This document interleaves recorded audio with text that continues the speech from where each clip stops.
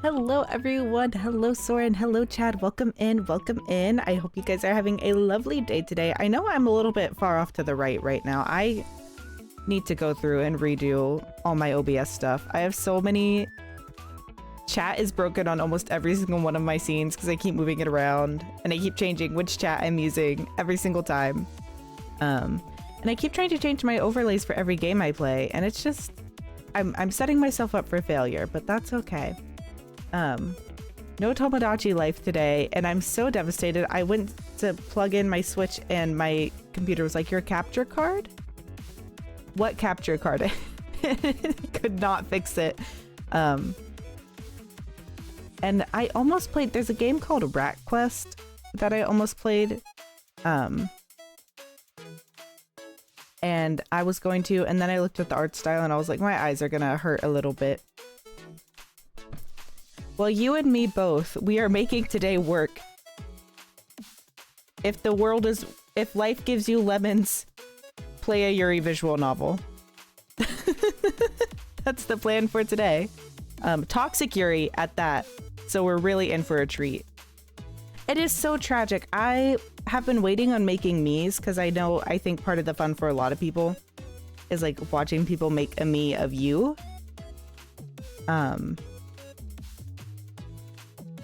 20 streams is crazy. That's crazy. Yuri Lemonade does sound like, I feel like there's got to be tags for that out there somewhere. Do I know what that means? No, I was not a fan fiction reader. I was probably going to be, because I did read a lot of Legend of Zelda fan fictions, and then I found one that got a little bit too scary for me and I had to dip. You brought it up. You could explain. I'll wait. No, I won't. I'm gonna keep yapping. And then I was also gonna do co-working, and then Shoost, I had to set that up and I didn't want to. I needed a chiller game. I tried to look for I was on fanfiction.net. I don't even know if I could find the ones I was looking for on there. I think I would have been, but I got scared. I got too scared. It got a little too freaky and my child brain was like, no, we're hitting reverse. We're backing out of here.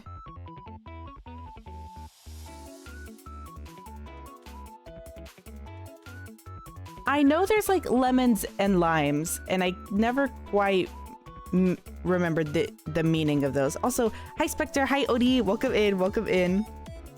But I don't know, like, it was lemonade ever a thing?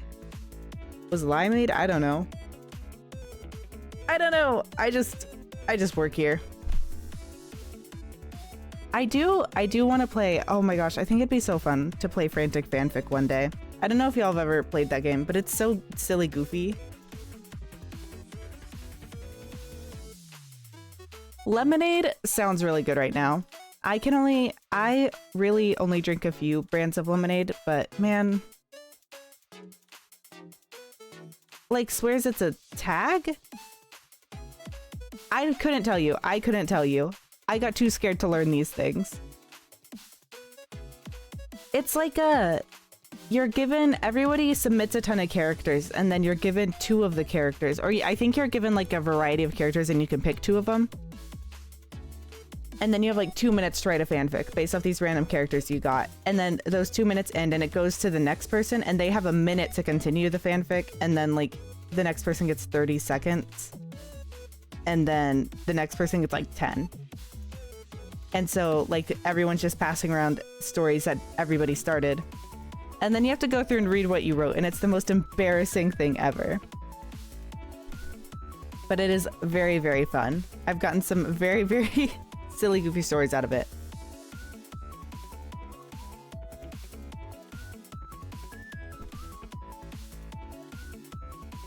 I feel like every single time I roll up to stream and I'm like, I have stuff to talk about. I do have stuff to talk about. Actually, let me see. I wonder. We hit 300 on Twitch. I'm gonna, and that's partly because we got a raid from someone. I don't remember how to do a shout out. Oh my gosh. And I wanted to give a shout out again to be like, look, they helped me. If I can, that's not how it works. Anyways, thank you for knowing. I have mine set up manually. Oh wait. I did it. Oh my gosh, I did it. It was very surprising to me, like, when I kind of became more exposed to the internet and people were like, AO3 and Wattpad, and I was like, huh? We weren't all on fanfic.net. It's in the name. The fanfic is there on fanfic.net. Why would you go to any other website? But I think I just didn't know anything. But I want to do something to celebrate 300 followers. I just don't know what. I had a stupid idea because everyone can name the rats, you know, and I was like, what if I just did an ASMR reading of all the rat names? Because there's about 300 of them.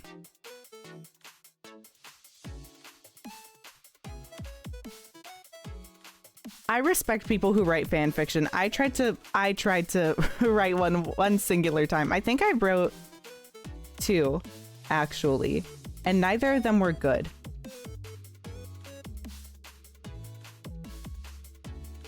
I feel like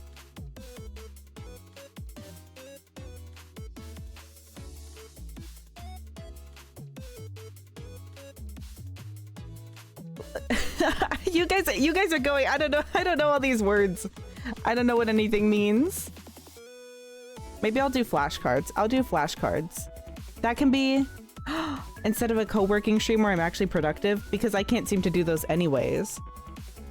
It's like a study stream, but I'm studying what all these words mean because I don't know.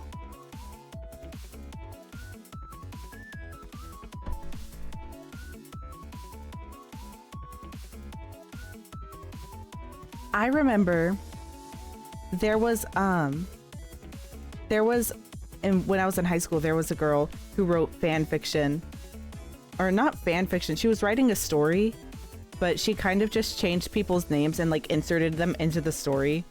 And it's the most embarrassing thing I've ever heard anyone do because everybody found out about it like almost immediately. And it was like, why would you do that so obviously?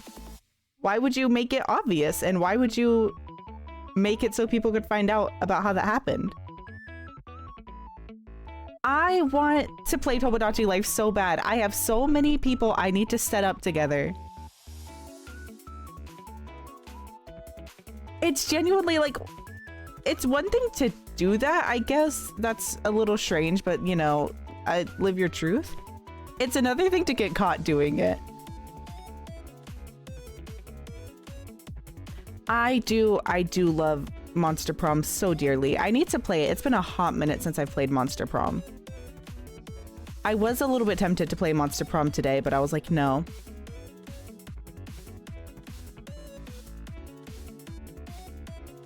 Well, yeah, but like that's her whole thing.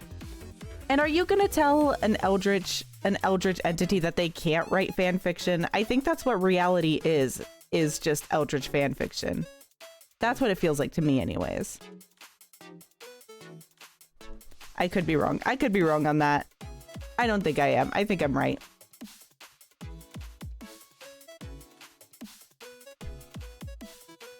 Thank you. I'm glad that was insightful. I'm glad that was insightful. Okay. This is... I have something I want to talk about, but I'm like, I feel like I should wait a few days. Yeah, I'll wait. Like, it's not like a big thing or anything, but I want to wait for it to like drop to actually talk about it, because I don't even know fully what it is. I just know I did it.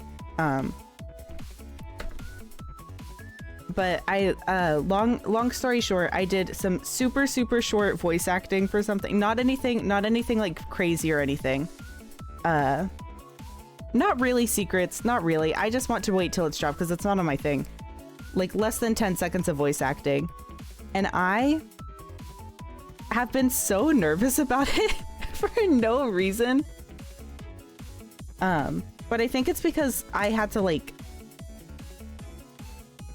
Oh! Oh, no, no, no. No, this is a different thing. I'm just doing so many things, really. But I had to like scream for this thing. And I got so nervous. So I rolled up to my grandma and I was like, hey, I need you to leave the house. I have to kick you out of the house now. You have to go. I need to be screaming. I will probably talk about it on stream. Because again, I don't fully know what it's going to be. But you guys know the Vine that the kid is just like, and welcome back to me screaming. Ah, that's what I felt like. And I felt so stupid sending this person the files being like, hey, here's me screaming 4 times in a row in case some of them are better than others. It's very, very silly to me. But I'll talk about that more like once it actually drops, because then I can actually listen to it and be like, I know what this is. Because oh, what did I do? Oh, well. Okay. I know my family was like, this could be the start of your voice acting career. And I was like, no, it's not. I'd rather keep it as a hobby. I do want to get better at voice acting. I want to get better at a lot of things. And I don't think it is. I think there's a lot of creative things that I'm like, I would have loved if I could make a career out of it. Voice acting is just something I want to be good at, but not something I want to like pursue as a career. I feel like that's very stressful. That's very stressful. I think it'd be so fun to do a fan dub of something, or like an abridged of something. I want to do an abridged series so bad. That's just because I love 50% off so much, and I think I can never live up to that, so I might as well just not try. If you don't try, you can't fail. You also can't succeed, but if you don't think you're gonna succeed. A real-time fan dub would be fun too. Just any kind of fan dubbing, any kind of dubbing. I don't know, I just think it'd be fun. I've been thinking, you know how people do comic dubs online and stuff? I think that'd be fun for like voice acting practice. But I don't really know. I have some other stuff I want to work on, so I don't know if I want to like pick up like trying to dub stuff. Like I was saying earlier, I keep circling back to this because I keep losing my train of thought. Sorry, I got so distracted because we were talking about lemons.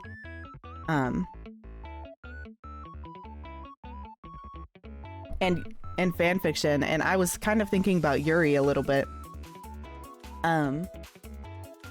But part of the reason I'm like, I am not sure what to do for 300 on Twitch, even though that's like not like in the grand scheme of things, I'm still like a small fish, but it's a very big number to me. So I'm very excited about that.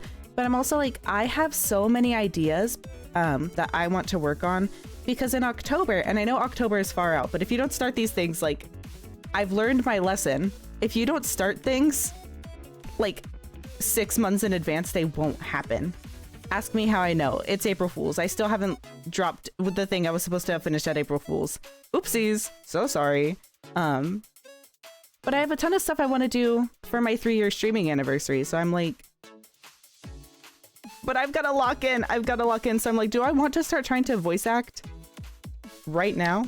Yuri Lemonade. That's beautiful.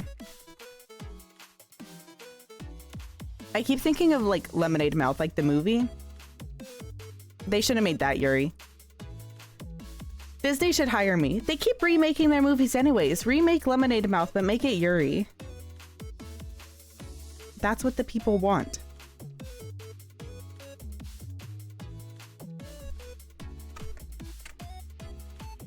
We have 304 rat names. That's so many rat names.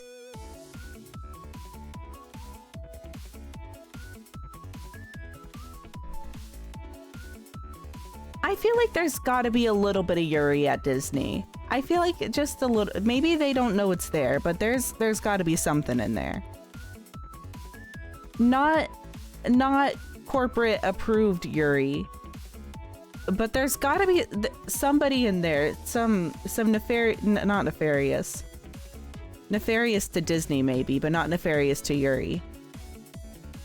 I trust and believe. I trust and believe. Nefarious Yuri.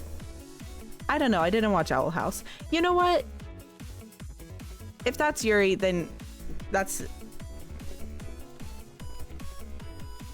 Yeah, secret hidden under the table Yuri. It's like, there's a Disney, there's like, I know that there's a story that goes around every now and then online where they're like, here's all the freaky art people drew of Disney characters, but if we just keep it locked away. And there's gotta be Yuri in there. That's what I believe. Speaking of Yuri, yeah, the Yuri Vault. How about we get into it? Let's get into some Yuri, guys. I think this game might be... Oh, the game is so tiny. I think this game is going to be up all our alleys. I wanted to... Actually, let me turn down the sound volume just a teensy bit. I wanted to play this on an Otome Friday, but we have so many games to get through, and I just really wanted a game that was like not super crazy. But we could play it again one day if it's good. We could play more stuff. We could play it twice. Hi Smokey, welcome in. Thank you, thank you. Yeah, I'm like, it is funny to tell someone we own everything you make because you work for us, and it's like, are you sure? Are you sure you want that? Is that something you want? I've been really excited about this game for a long time. I just never got around to playing it. Hold on, I should have made some tea beforehand. Let me sip my water.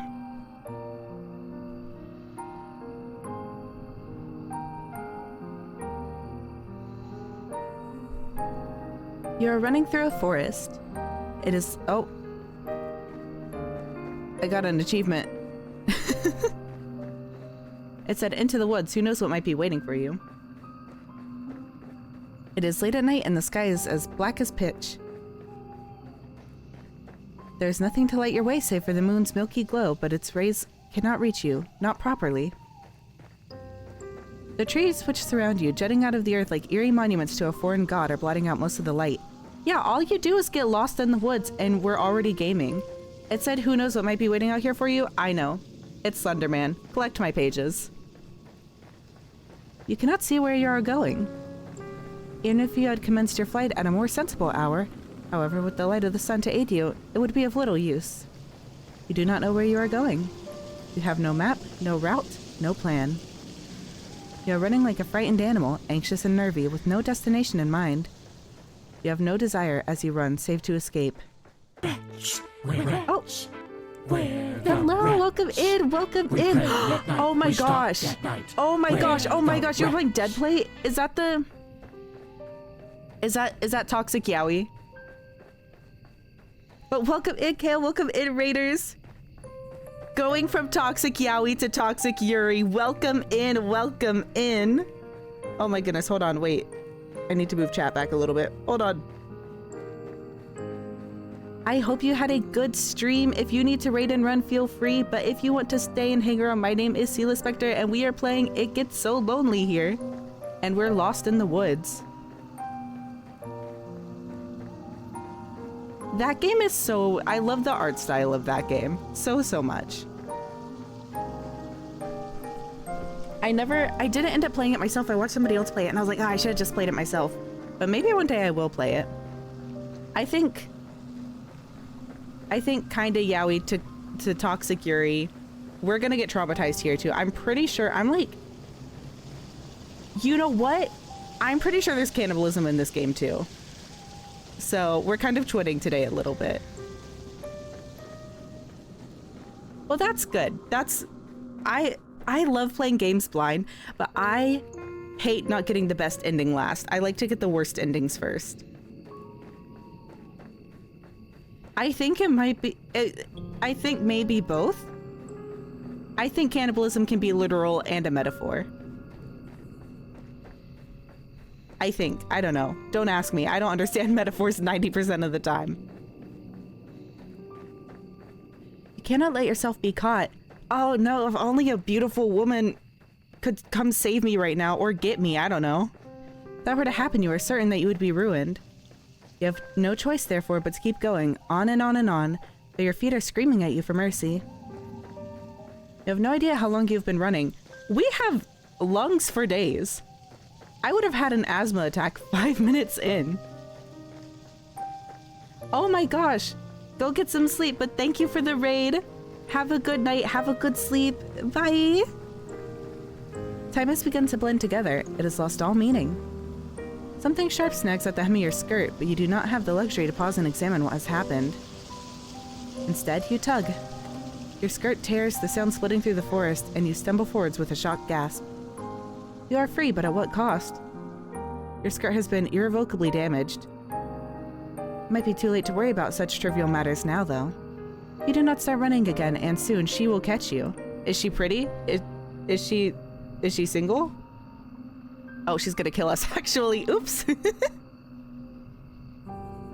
Then your life will be over. You do not know if she is still following you, but you do not want to risk looking over your shoulder. If you were to see her silhouetted beneath a tree, looking at you with that sickly sweet smile which once ensnared you, you would lose what little nerve you possess. Your legs would lock up and your blood would freeze in your veins. Then you would crumple. You would fall, but you would not hit the ground. She would be there to catch you. Did she not promise, when you made that contract, that you would never be alone? You would like to take back that silly wish of yours, but it is too late for that. It is too late for a lot of things. All you can do is run. You run and run and run while icy fog swirls about your feet. It is cold enough to sap the heat from your body, and you shudder from it. It feels as though you are drowning. It feels as though you are being buried alive. Your knees and your shins, meanwhile, are bleeding. You cannot endure much more of this. But if you value your own life, you must.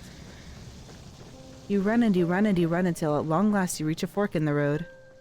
There are 3 paths which split off through the forest. Well, 4 if you count the path down which you came. You cannot exactly double back on yourself, though, not when you have put so much effort into running forwards. You can only press on. The 3 paths are signposted, which is something of a strange sight given you are so deep in the forest. Dark though it may be, you have grown accustomed to the shadows. You can just about pick out the writing on this old, dilapidated signpost, curved and slanted though it is. Your fate, if you will forgive me for sounding cliché, is in your hands.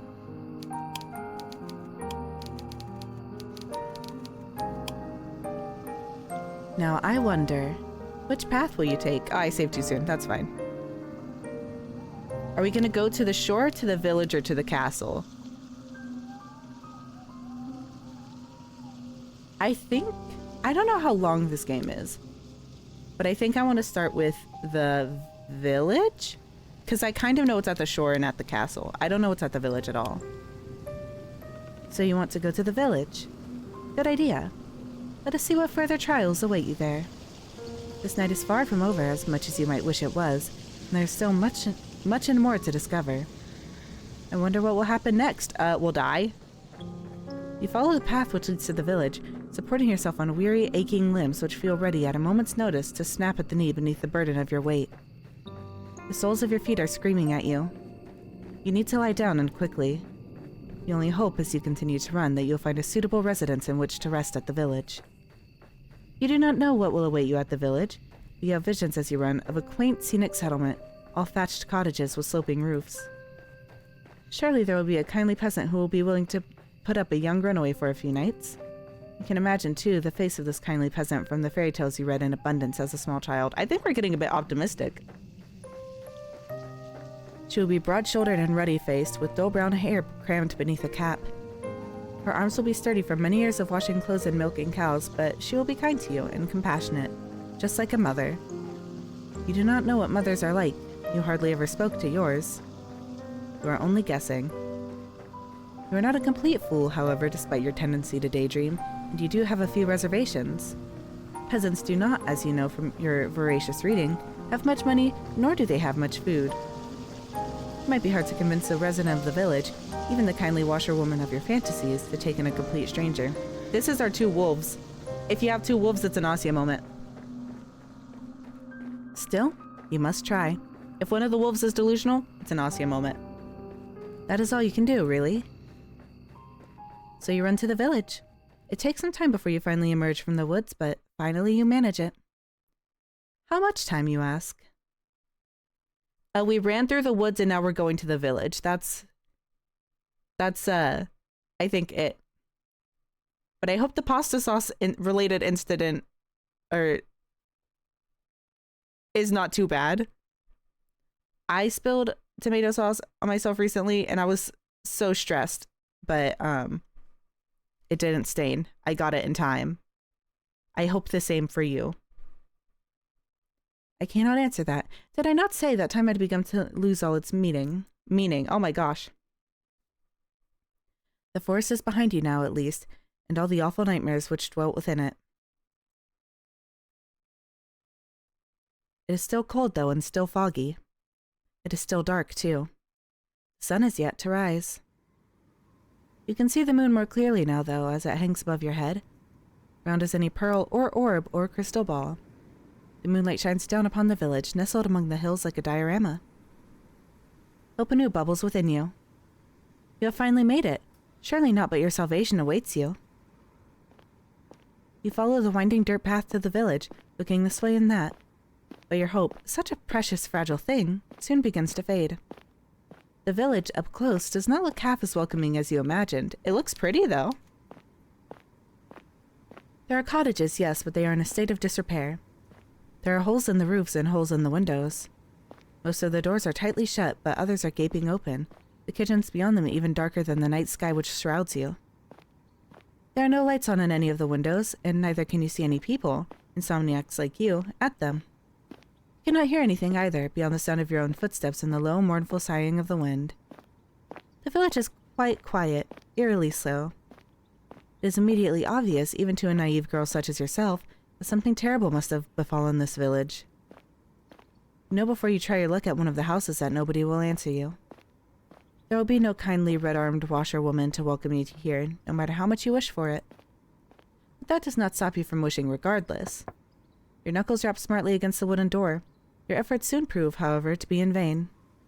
There's nobody here to hear your... I was so locked in on the reading, and there's a word I do not know how to pronounce. How embarrassing. I don't know if it's entreaties or entreaties. We're gonna go with entreaties. How very sad. You try another door, then another, but the result is the same regardless of how many doors you rap upon. Nobody answers you. How could they? There's nobody there. Once again, you have found yourself all alone. At least you have found some dwellings in which you can rest your weary head. Will you utilize one of these cottages for your purposes? That feels like a bad idea to me. Nobody is here. You might as well. But no, an abandoned cottage is not what you're looking for. You would far rather have companionship, would you not? Based off of how much running we just did to get away from the one person who is nearby? I think not. Bravely, you swallow your tears. You wipe your eyes with the back of your arm in a well-practiced motion, then inhale. You square your shoulders, and you keep on going. Surely the village cannot be completely deserted. There must be one person here, at the very least, who can help you. That is what you are thinking as you resume your search. You flit from cottage to cottage with precious little to show for your determination, till you make yet another discovery. This village, with its squat, thatched cottages bathed in the moon's glow, has a church. Well, of course it has a church. The villagers who once dwelt here were not godless heathens. Not that their faith did them all that much good in the end. Hi Socks, welcome in, welcome in. We're about to get into Toxic Yuri.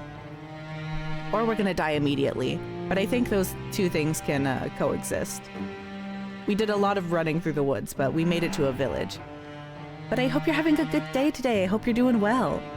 Yeah, we're also spilling sauce, making lemonades, sharing secrets, but not really. We're having a good time. And if a beautiful woman shows up, I think we'll have an even better time.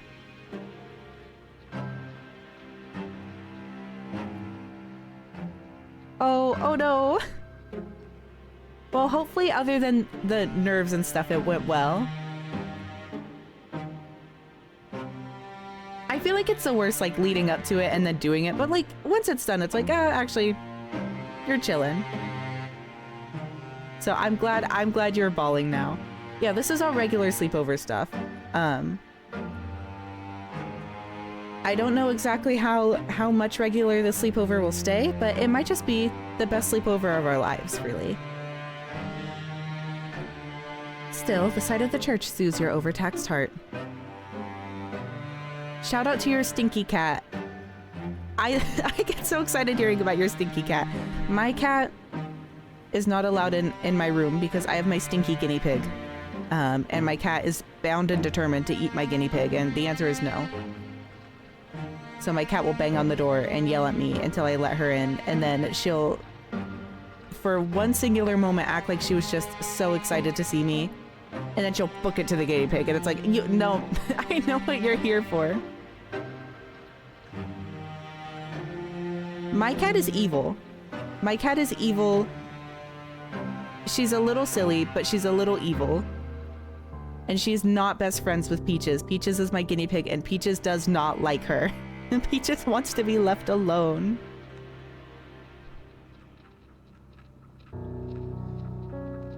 You're so focused on your fantasies of a kindly washerwoman taking you in, you do not pause to entertain the fancy of a kindly nun doing much the same. All hope is not lost. You approach the church, which seems to tower over you despite it being so humble. The church is a small one, but it is stout and sturdy. It must be, for it has withstood centuries, forever standing sentinel on this hill, like a relic from a bygone era. The church does not have any stained glass windows, but it does not need them. Even without more luxurious trappings, the church still exudes an aura of dignified solemnity. Solemnity? The stone building is fringed by a sizable graveyard, one which occupies the rest of the hilltop and some of its sloping sides. The graves which have been planted by generations of wardens are hewn from a similar stone to that which the church's walls are made of. I would really like it, like, just the style of this, if the person who made this game made, like, a point-and-click style adventure game. I think that would be really good.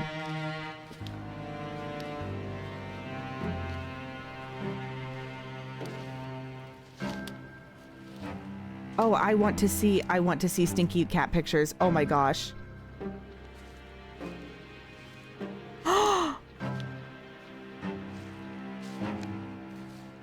Oh my goodness. That is a stinky cat. That's really cute. I love it when cats do the airplane ears. My cat will be so sweet to me. And then, like, that'll last about a minute, and then the airplane ears start, and I'm like, oh, perfect. And then my cat will start biting me. But that's okay. She's allowed to do that. It's one of the things where it's like, oh, you let them bite you as a kitten because it's so cute. And I just cannot help myself. I could not help myself when she was a kitten. I was like, oh, she's so cute. And everyone was like, stop doing that. She's going to grow up and bite you. And now she's grown up and she bites me. But that's okay. I forgive her. She's still so cute. I love cats with airplane ears. The graves which have been planted by generations of wardens are hewn from a similar stone to that which the church's walls are made of. Some of the gravestones are shaped like lozenges, while others are shaped like crosses. Lozenges? Lozenge. My cat, what she used to do, it was the most evil thing she would do. Somehow she would know, when she was a kid, she would know when I opened my eyes in the morning. So one morning I opened my eyes and she's sitting, like, staring at me. And the second I, like, look at her, she comes and, like, crawls on my face and, like, starts suffocating me. And I was like, why are you doing this? I think she wanted me dead a little bit, but not in, like, an evil, like, well, in an evil way, but not in, like, a mean kind of way. I think she just does it for, like, the sport. Yeah, she couldn't kill me in my sleep. That's too peaceful. She needed me to know that it was over.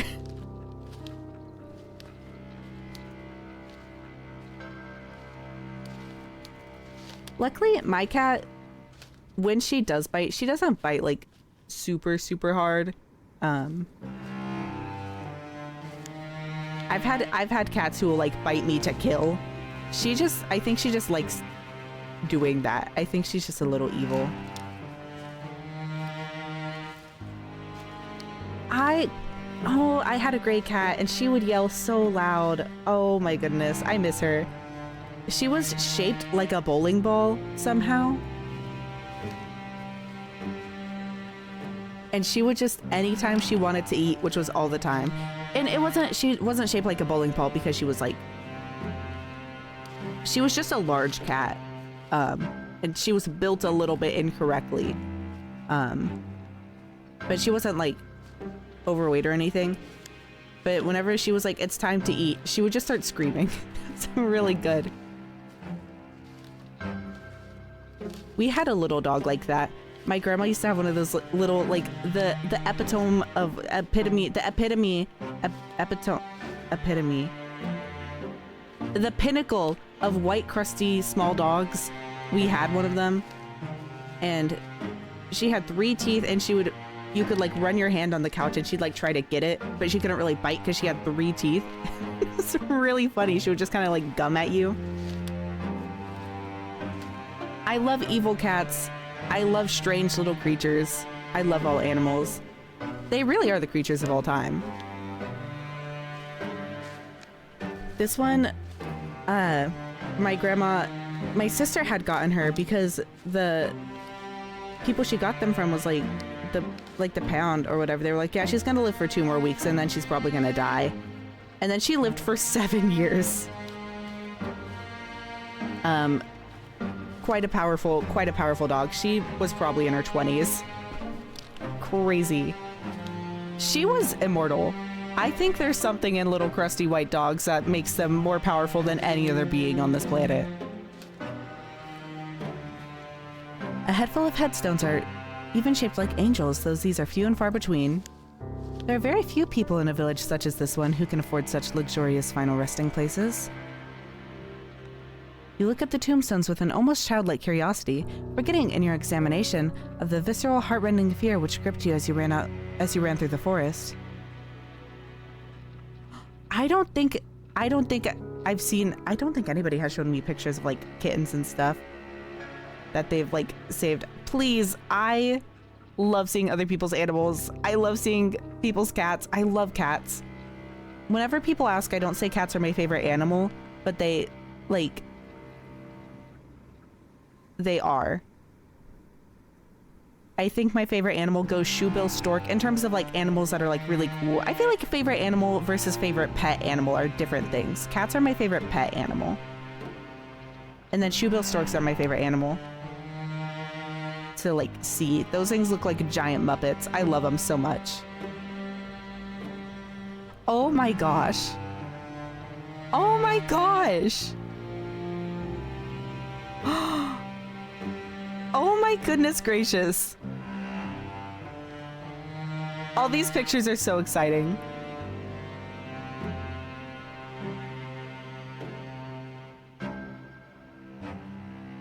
The no teeth. Oh my goodness. Singular tooth. Yeah, yeah, everybody pop quiz. What's your favorite animal? You can have multiple answers. I don't know if it's a rare animal. I might not know what it looks like, but we can find out.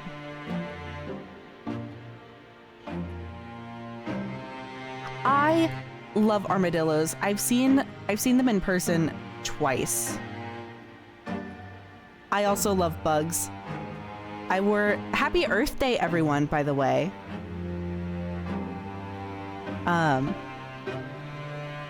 At work, someone posted a message on Teams and was like, everyone share a picture, like a nature picture. So everybody was like, the beach and this and like a glacier. Somebody posted a glacier and I rolled up and I was like, here's a bug I found in my backyard.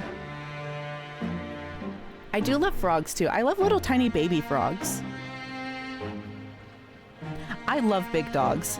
Big like, oh, Frera Frogera. That's good.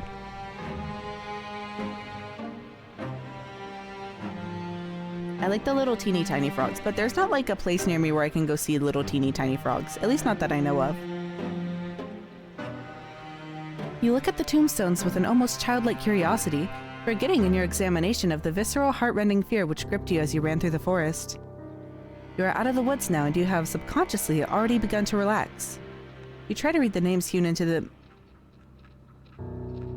myriad tombstones, but it is dark and you are tired, and some of these graves are very, very old indeed. I love prairie dogs. Wait, I might be mixing them up with another animal, but I saw prairie dogs for the first time ever, and I was like, oh my gosh, they're so cute.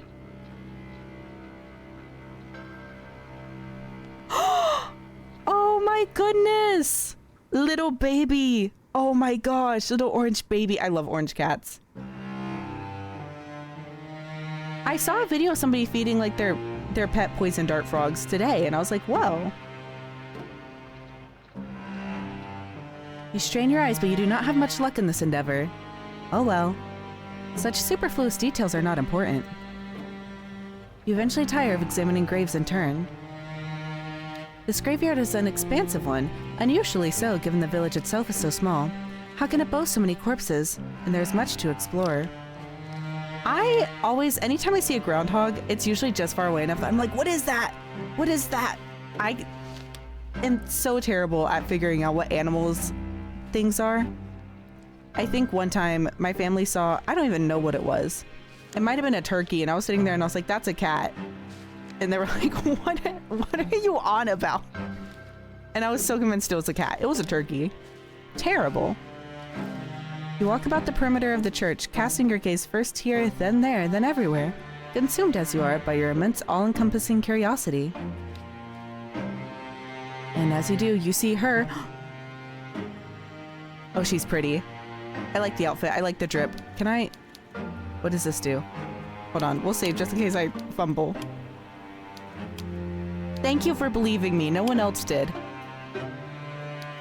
We did get closer and it was a turkey, but for it was a cat at first, I swear. I like the drip. I like the drip. Do we want to take bets on getting buried alive? I think we're getting buried alive. I think that's what's about to happen here. We're getting...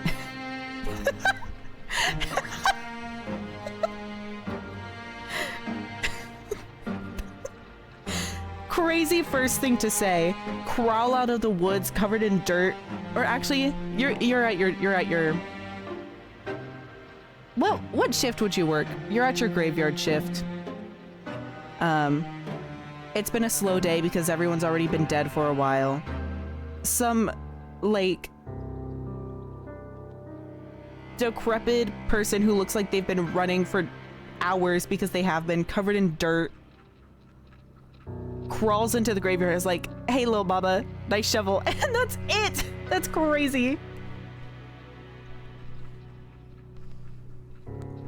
I feel like that's more of a business transaction than romance, but maybe that's just me. If you're a necromancer and you date a gravekeeper, that feels like a conflict of interest. Maybe, I don't know. I don't know the dead people business. That's an insane thing to do, to also work at Jimmy John's. That's a crazy dual job to have. Good for them.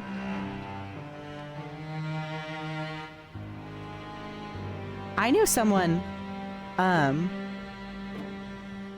when I was younger, we had some family friends, and one time we were in their car, and I look at the back of their car, and I'm like, oh, what's that for? Because they had some kind of weird cot thing. Their job was a hearse driver. That was for the people. I was like, oh my gosh. Crazy that you can just do that in your car, I guess? At least that's what they told me. Maybe they were lying. I feel like sometimes you could just lie to people. I'll verify that later. I'll let you guys know. I feel like raising the dead is more fun.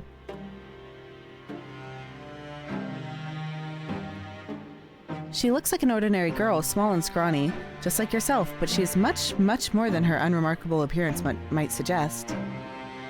That's... How does he know? How does he know they were his? That's crazy. For some moments you observe her, hiding all the while in the shadow cast by the church. Like a furtive lizard clinging against a rocky edifice to shroud itself from the sun. There is no sunlight here, though. There is only the night sky and the stars and the moon. Beneath the moon's light, a silvery implement the girl is clutching shimmers. It takes you a few moments to see what it is that the girl is clutching in her hands. It's not until you see her manipulate it, its sharp edge biting into the earth, that you understand. It is a shovel. Are we? I guess we've been running for a while. We might... This girl is standing in an isolated corner of the churchyard late at night, and she is digging a grave. I would bet money we're ending up in that. That is for us. Well, you suppose she could always be digging a hole for the sake of it, but her work seems much too precise for this to be the result of mere whimsy. Hi Karamo, welcome in, welcome in. I hope you're doing well. Thank you for lurking. I hope you're having a good day today. We're about to get our shit rocked. I know it in my soul. It is hard for you to see her face, given the distance between the pair of you, but her posture is one that speaks of supreme concentration. She moves slowly, mechanically, like a woman on a mission, driving the end of her shovel into the earth over and over. Her motions are regular enough to be repetitive. There is something hypnotic almost in the manner in which she attends this task. Should you risk interrupting her? Do you dare? You get the feeling that she would not appreciate it. The shovel in her hands, meanwhile, is rather hefty. If she wished it, she could cause you no small amount of damage with it. Cold anxiety makes your skin prickle. You do not know if you should risk speaking to her when she, in her dark cloak with her shovel, looks so very strange. What do you have left to lose? You have come this far. It would be folly to turn back now. It is with this thought in your mind that you decide to approach the strange girl. Your footsteps are quiet. You have grown accustomed to slinking around like a cat, but they are not quiet enough. The girl's senses must have been finely attuned because she blinks. Then she turns. Your eyes meet, and once they do, you feel your breath catch in your throat. You did not have a clear view of the girl before, concealed as you were in the shadows, but now she is looking at you. You can tell that she is pretty. Her skin is very smooth and her hair, though obscured by a dark hood, is very fair. Her eyes, meanwhile, are clear, cool blue like ice. Those eyes of hers, which are large with unease, are fringed with very long, fair lashes. She looks as though she has stepped out of the pages of a picture book. She is simply too perfect to belong to this world. Perhaps she has some kind of vision, a waking dream, a hallucination? I locked in so hard on reading, but oh my gosh. I like how we did immediately forget. Like, we were running for our lives. For hours, we see one pretty girl and we're like, oh, pretty. Like, I think we weren't allowed to stop running.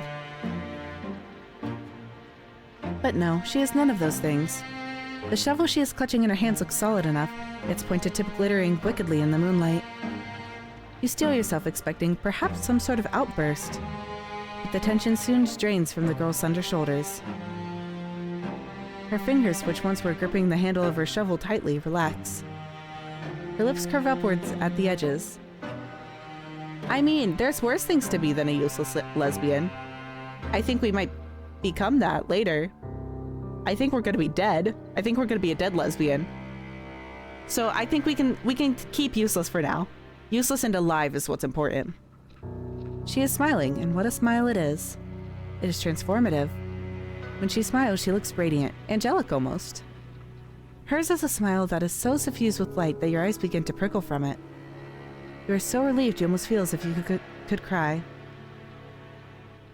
It would not be the first time you have wept during this night, and neither would it be too surprising if you did. You have been through a lot. You must be exhausted. The girl holding the shovel seems to realize this because she bridges the distance between you cautiously, as one might approach a skittish cat. Then she says in a rough voice which does not match her dainty appearance, Well, she does live in a rural village. What were you expecting? Oh, it's so good to see another person. I was afraid I was the only person left alive. The only one in the whole world. Now, this is quite the effusive greeting. Her introductory speech is riddled with exclamation marks. She is rather more personable than her apparel would make one suggest. Crustier? Ugh.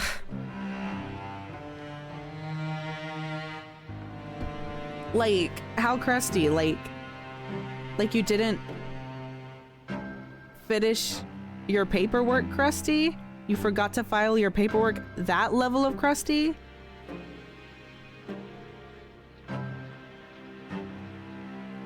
I'll do my best. I'll do my best. I don't think I can even do that. I don't think I can do... I can't remember her name. I don't think I can do her voice.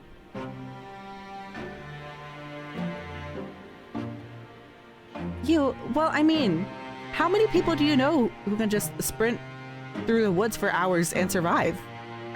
We're kind of a beast. You, a well-bred young lady, cannot help but feel overwhelmed. It is your turn now to be on your guard.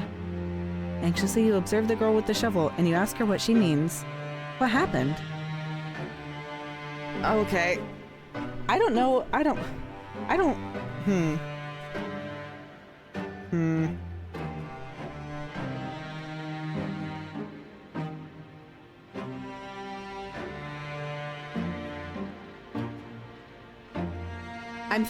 just thinking. I don't have a lot of range of voices.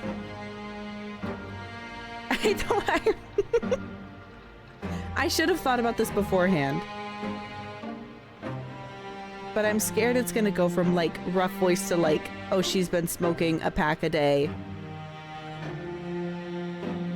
I think I was just talking about how I don't have voice acting chops. I think that was the whole point of the conversation earlier. Which I guess this is how you build them. It's just embarrassing to do it in front of people. We'll see what happens. I'll just start talking and we'll see what happens. I don't think anything's gonna happen. But we'll see. Narrating is my strong suit. That's what I can do when I can read. Anything else, I don't know.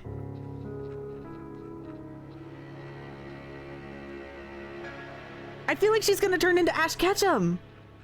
She's gonna turn into Ash Ketchum. Everybody turns into Ash Ketchum. How terrible. Guys, is she Ash Ketchum? Is that what we're gonna go with? Voice acting career, I think it's one of those things where it's, you know, when you voice act something and they're like, oh, don't quit your day job. Okay. I feel put on the spot. Oh my goodness. Okay. Yeah, okay, she can be Ash Ketchum. I tried to figure out a Deku voice. I could not figure out Deku. I could not figure it out. I tried because I was like, you know what? This is gonna come up again. And I was right because it did, but I did not figure it out in time. No, this is good for me. I have to broaden my horizons, and part of that is getting rid of shame. I'm not allowed to have dignity if I want to be a winner. Okay. Oh, do you not know? That's gonna turn. Give me a few minutes. It'll turn into Ash Ketchum. The Deku voice actor reading the Saikuno thing was so good. I couldn't finish listening to it because I was at work when it dropped, and I immediately heard the Deku voice being like, I was disloyal. I lost it. It was so good. It's so good. Can I take the clip of him saying that and make it into a sound redeem? I haven't done sound alerts in so long. Oh my gosh, I thought I fixed this. There we go. There's an awful lot you do not know. So much, in fact, it would fill a whole encyclopedia. I don't know what possessed me the one time I did it, but I don't remember that. I blacked out and I can't do it again.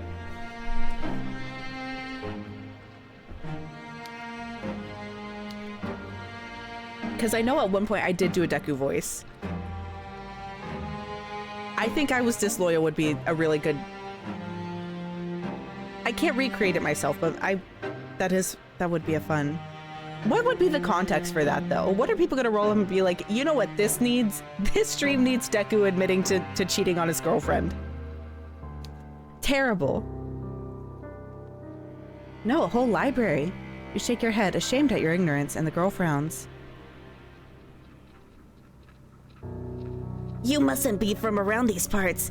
I guess I should have known. This village is a small one and everyone knows everybody else. Oh, you're right. That'd be a really good raid alert. Yeah, I missed my chance. I missed my chance because,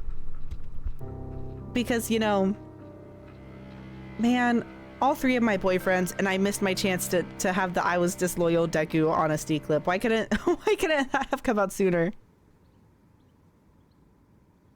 The girl's expression falls.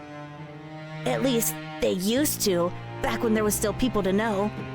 That ain't the case now, though. Not after the plague. There was a plague? That would certainly explain why the village, when you walked through it, was so quiet. I'm glad this is what we were going for. Did everybody else succumb to this mysterious illness? That's right. It's just me here now.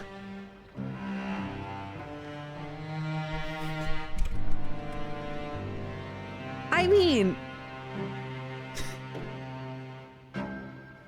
it's not...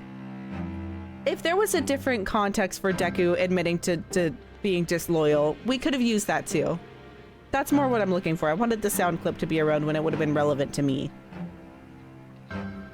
I think the voice helps. I think people are going to be swooning. Oh my gosh. Y'all, GFE... ASMR ghoul friend experience, and it's just me doing Ash Ketchum the entire time. I'm glad people think my Ash is getting better. Oh wait, she said the thing! Hold on, I've not seen another human being in so long. In a long time. It gets so lonely here.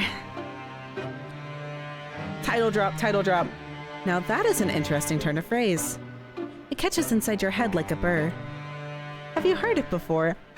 I have! It does get so lonely here. You do not have much time to ponder this, however, because the girl takes a step towards you. Oh, but where are my manners? They must have gone rusty after being on my own for so long. My apologies, miss. You look like you've come a long way. You said you were a traveler, yes?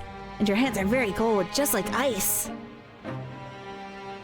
Would you like to come inside? Maybe have something warm to eat and to drink? My home's small, I'm afraid, and my food ain't nothing fancy, but I'd be more than willing to share. It's turning southern too. I feel like it's because the way she speaks, it's turning southern, so we're getting southern Ash Ketchum. Is this what the people wanted? Is this where we're at? It's not every day another girl stops by, especially not one as pretty as yourself. I'm feeling very #blessed. I'm glad you guys are having a good time with this. The girl laughs, a carefree, airy sort of laugh, which does not match your initial impression of her. You thought when you saw her among the graves that she would be more distant somehow and more mysterious. I still think she is. Perhaps you're mixing her up with somebody else. Mixing her up with somebody else. Are all three of these the same person? Crazy thought. Crazy theory. The person who's chasing us is all three of these people in disguise. I don't know what was chasing us though. I don't know what possessed me, but I felt like we just had to, I have to roll with the punches. It came to me in a dream and I had to speak it out. You're still unsure if you can trust this girl, but her invitation is an appealing one. It is much more appealing, certainly, than spending the night outdoors in the cold, kipping on the graves. What are you, a romantic poet? Please.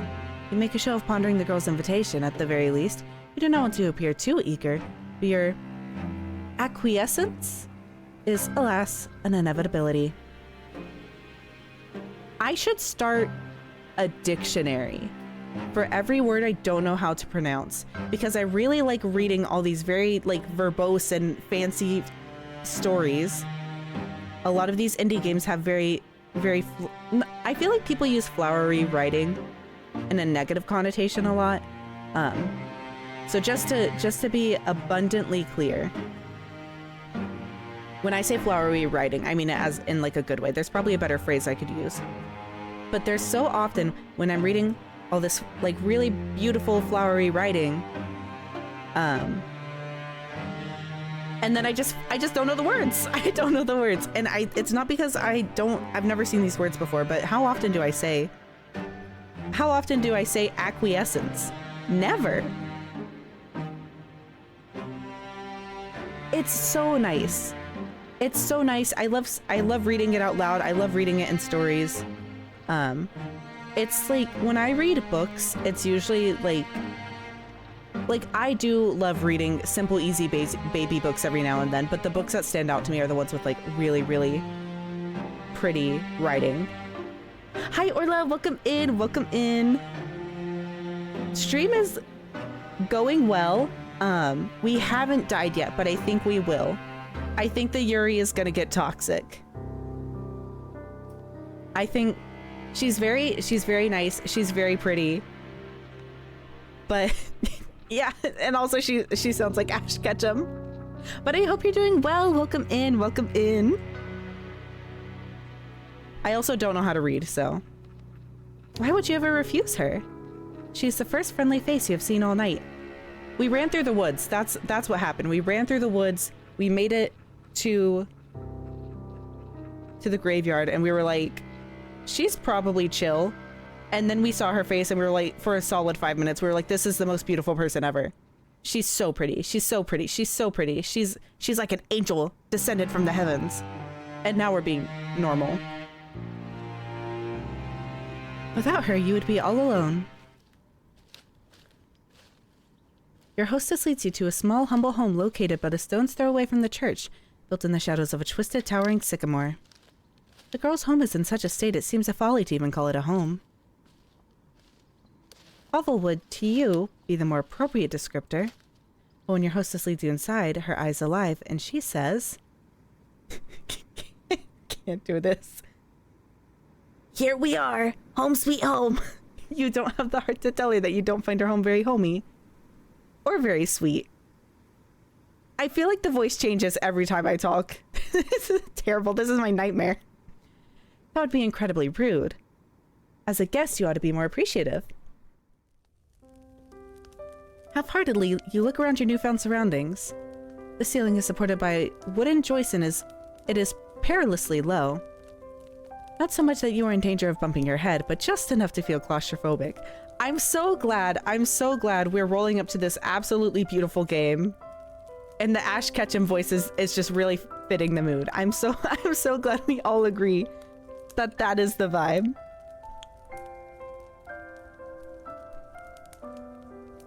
I think there's different characters. I feel like there are different characters. I don't know the extent of the game. I am kind of going into this blind. There's a fire in the corner, though it is not consigned to a grate. The fire instead is blazing in the open, a circle of logs set alight like a scene from a witch's kitchen. Above the fire hangs a silvery pot, suspended from one of the wooden eaves. Other objects of interest. I think there's something, whoever was chasing us at the beginning, I think is going to be relevant. I think that's going to be the common denominator between all of them, but I'm fairly certain the characters are different in each one. Unless she's that good at disguises, in which case we're cooked.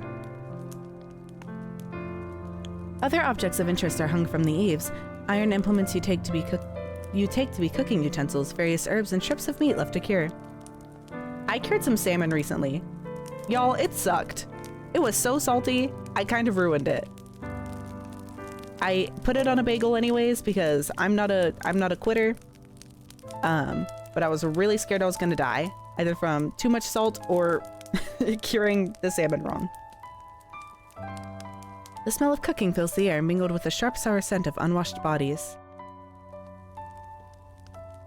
How, you wonder, does your hostess clean herself? You do not see a bathtub anywhere. Perhaps she does not possess one. I mean, they had the plague. Where do you think that comes from? I want to cook on some TTRPG stuff so bad. I have some ideas floating around in my head. There's some stuff rolling around in there. I kind of forgot the main idea I had.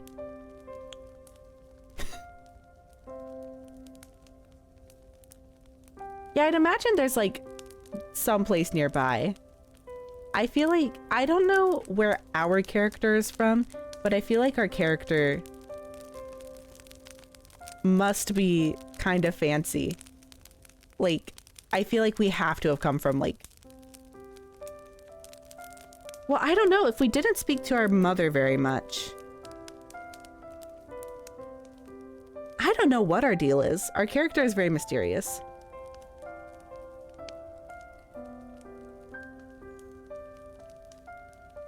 That's a crazy follow-up line.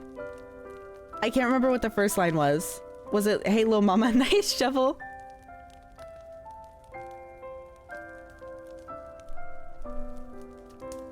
Any other pickup line, I think. Actually, I think the audacity is good. I appreciate the audacity of these. The girl's home is unremarkable in every regard, but it is, you suppose, better than nothing. At least there's a roof over your head and food to put in your belly. The girl looks to the pot suspended over the fire, which she gives a stir with a ladle. This is a pretty outfit. I'd let her bash my head in with a shovel if she so desired. I'm convinced it's gonna happen. Then she brings the ladle to her lips to taste whatever concoction she has brewing within it. Can only hope that she is not, like the weird sisters from that famous play, brewing a broth with fenny snake fillets. Yes, I think this is just about done, the girl says to nobody in particular. She sets the ladle down back into the pot, then looks at you and smiles. Yeah, if, like, anything she does, I support it. I'm not even gonna say I support women's wrongs, because she could do no wrong. Do you want something? It looks as though you've come quite the long way and you must be hungry. These words are like music to your ears, even more divine than the trumpets of God's most loyal angels. You are so hungry. You could eat a horse. How hungry? Not that there are any horses in the immediate vicinity. You express your interest to your hostess, who smiles in response. I thought you'd like the sound of that. Just give me a few moments. Your hostess retrieves 2 earthenware bowls from a cupboard with rickety hinges, to which she pours 2 hefty helpings of whatever it is she's cooking. This she serves with bread, which is so hefty it could be used as a murder weapon. Interesting. See, that's the thing. You don't just dig graves because you can. And it seems like this village has kind of been abandoned a while, so I feel like she knew we were going to show up. She was like, we're going to have company today. I've got to get ready. And she started digging. It's not much, I'm afraid. It's only soup and bread. It should take the edge off your appetite, though. You thank your hostess for her hospitality, your stomach rumbling all the while. The soup does not look anything like you would typically consume, but the soup's poor presentation does not dissuade you. I mean, yeah, she just seems a little bit professional about it. But maybe she is somebody who turned her hobby into a career. It is true enough that people eat first with their eyes, but when one is hungry enough, one becomes obliging enough to eat almost anything. Why else do you think that people, when stranded upon desert islands, will resort to cannibalism?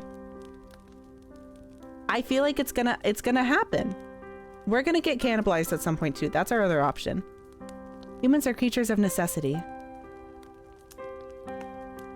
You like to wrap yourself up in presentations, but in actuality, you are not much better than animals. You are so hungry, your stomach is achingly empty, that you certainly descend upon your food like an animal. Your teeth glint, your incisors gleam, and soon you have consumed all that your hostess has offered you. Yeah, rolling up, saying, "Hey, little mama, where do you bathe yourself?" And then being like, "This soup sucks. This is an ugly soup." We're kind of the worst. I mean, you only dig new graves. You put the body in and then you cover it with dirt. Like, unless you're digging someone up, but that kind of defeats the purpose, I think.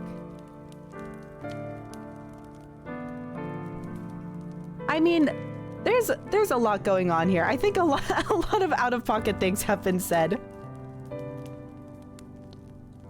So live your truth. Yeah, but why would we be taking the bodies out? That's way too much work. You put them in there. Why would we put them in there if we want to take them out? You can't be the gravekeeper if you're not keeping the graves. Why would you not just put them in the soup immediately? Why would you let them get bugs in them? Unless you want bug soup. I guess bugs, they say bugs are the modern day, the new protein. Or something. Protein of the future.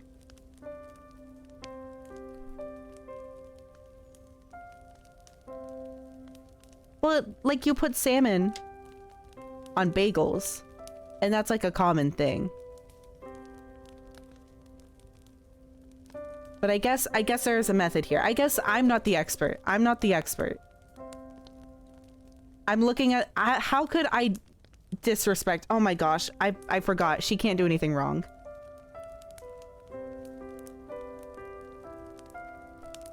Your hostess watches while you eat, and she giggles once you have finished. Did you enjoy that? Oh, wait, fuck. Did you enjoy that? Oh. You catch your hostess's gaze, suddenly abashed. You are so hungry you fail to account for her judgment. Now you have some food in your belly though, and you have been suitably warmed. Your old self-consciousness is returning. Did you not make a fool out of yourself? You demur shyly, looking at your lap, fearful all the while of what your hostess might think of you. You do not want her to take against you. Fortunately for you, however, and for your fragile ego, your hostess is not the judgmental sort. There's a lot of phrases in this that are like, I know what they mean when I hear them said, but I've never, like I like how things are said. Like you don't want her to take against you. I've never heard that in my life, but I like that. She's not like the girls you grew up with. She's special. She's our manic pixie dream girl. Well, I'm glad you enjoyed it. It's nice to see my food being appreciated so heartily. I know I'm not the best, but I've been practicing for a long while. I used to cook for my father all the time, you see. So stupid. This remark catches your attention. Quizzically, you look at your hostess, your bashment over your animalistic eating habits suspended. What happened to her father? It seems a grim thing to contemplate after having eaten, but... Didn't your hostess mention something about a plague? Yes, your hostess says, her voice soft, now and serious. Oh, hold on.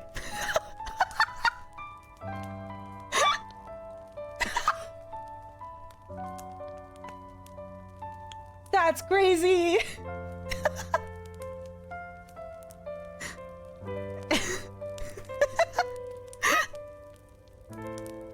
Oh my gosh. She gave us soup and we're gonna get kicked out. We're gonna get ourselves kicked out. Don't apologize. Hey, little mama, is your dad dead is really, really funny. Yeah, we can... I'm trying to think of how we can do the Ash Ketchum / Bakugo voice softly. I don't think it's happening. Terrible.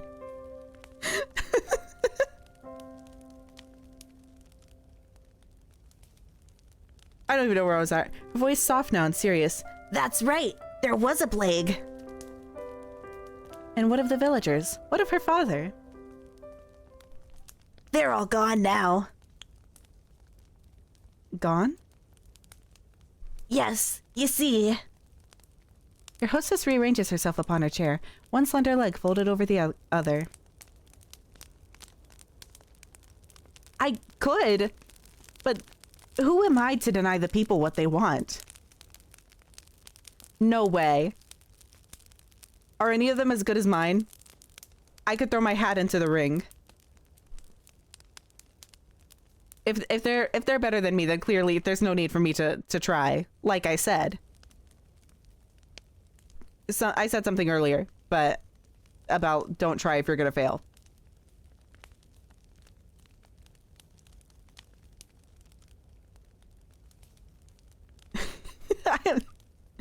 If the people want Ash Ketchum ASMR, who am I to deny the people? Oh. Oh my goodness. I think I was gonna read all the rat names as ASMR. And I think we can put that idea behind us. Unfortunately, but that means there's a market available. There's a market open. And I think I might just be the person to fill it. Actually, how about this? How about this? If you guys can find a script, if you guys can find a script for it, I'll read it. If I have to write my own, that I might not do that. That's too much effort.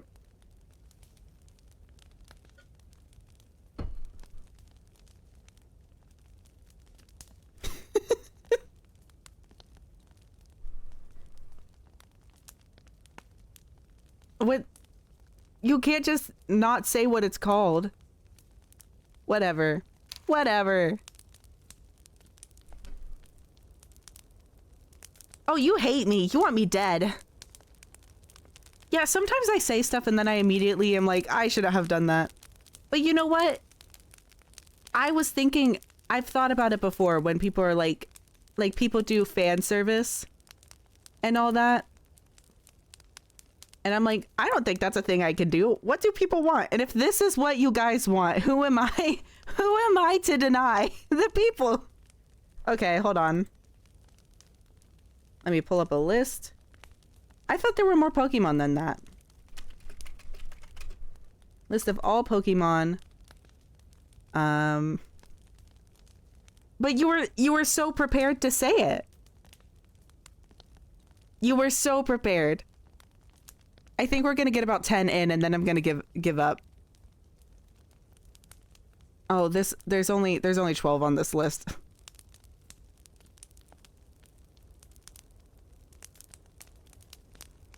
There are 1,028 Pokemon. Yeah, get ready for ASMR tingles. The music has stopped too, so now there's nice fire crackling ambiance to go with it. Bulbasaur, Ivysaur, Venusaur, Charmander. Can I stop? Can I stop doing this?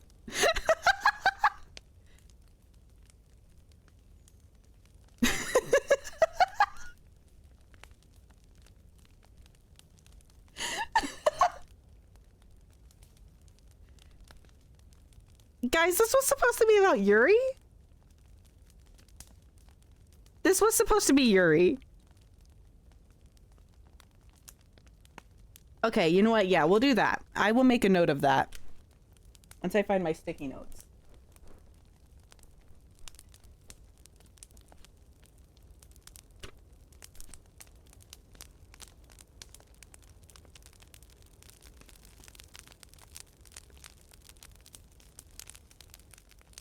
I'll do 151 Pokemon quiz in the Ash Ketchum voice, maybe, at some point. Put it on the idea board. I was thinking it'd be fun to do, like, a personality quiz stream. We can throw the Ash Ketchum segment into that. I think that'd be fun.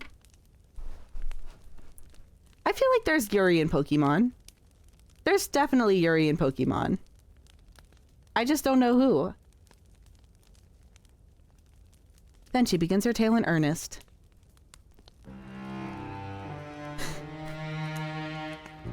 Oh my goodness. Yeah, I don't know what all Jessie is up to, but I feel like Jessie has to have some Yuri. At least one of the Nurse Joys has some Yuri. There's got to be Pokemon Yuri. My family has a history. We've lived here for centuries by the church, so as we can tend to the graveyard. Ah, so this abode is centuries old then. I love Team Rocket. I never really watched, like, a lot of Pokemon, but I'm so endeared to Team Rocket. would certainly explain the dirt. My father used to prepare bodies for burial back when he was alive.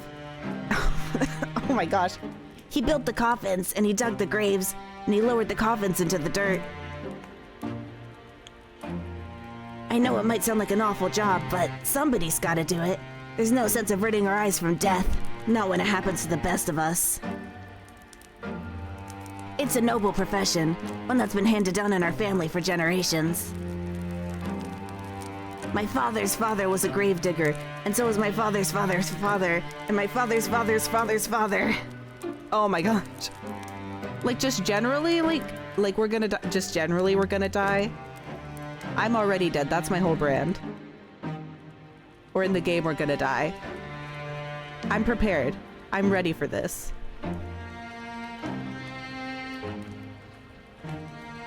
Digging graves is in our blood. It's who we are. My. That was a surprisingly pretty speech coming from a girl who lives in the countryside. A girl who is without much in the way of education. It is apparent just to listen to her, and the way she slurs her syllables together, that she's never had any elocution lessons. Not like you. Okay, so we are fancy. We're a fancy girl. There's a determination, however, to her, and a pride in her genealogy which gives her a respectable aura. I cannot help but be impressed. So you ask your hostess, does that make her one in a long line of gravediggers? I will try my best. I can try my best. I feel like it's easy to make anything southern, but Ash Ketchum might be the one thing I cannot do. Yes, Your hostess, the gravedigger, says, that's about right. Though I was never supposed to be a gravedigger myself. It's not a woman's profession. That's what everybody says. My father didn't mind that, though. He taught me everything he knew and then some. I'm gonna die. I'm gonna die. I'm gonna die in 7 days. It's not happening.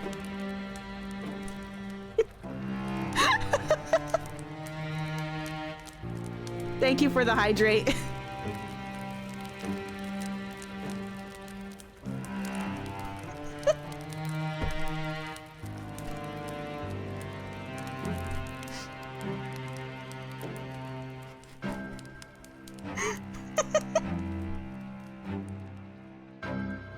Oh my god.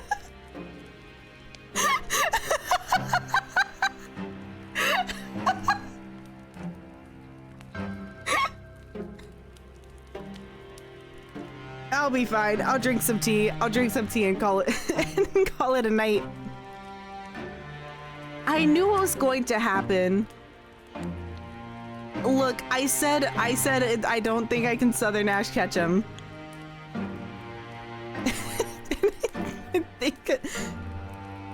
I think that's what that is. We've got to go in reverse. We've got to go in reverse. Put the car in reverse. We're backing it up. Let's go back to Ash Ketchum. If I can even do it again. If I don't think I can do it again. But my original plan was to go Moss, thank you. for Mike Wazowski. Spectre, thank you for subscribing. I'm so sorry. This is what you're getting for that. Look, the closer we get to Trailer Park Granny, the closer we get to Mike Wazowski. You haven't filed your paperwork yet.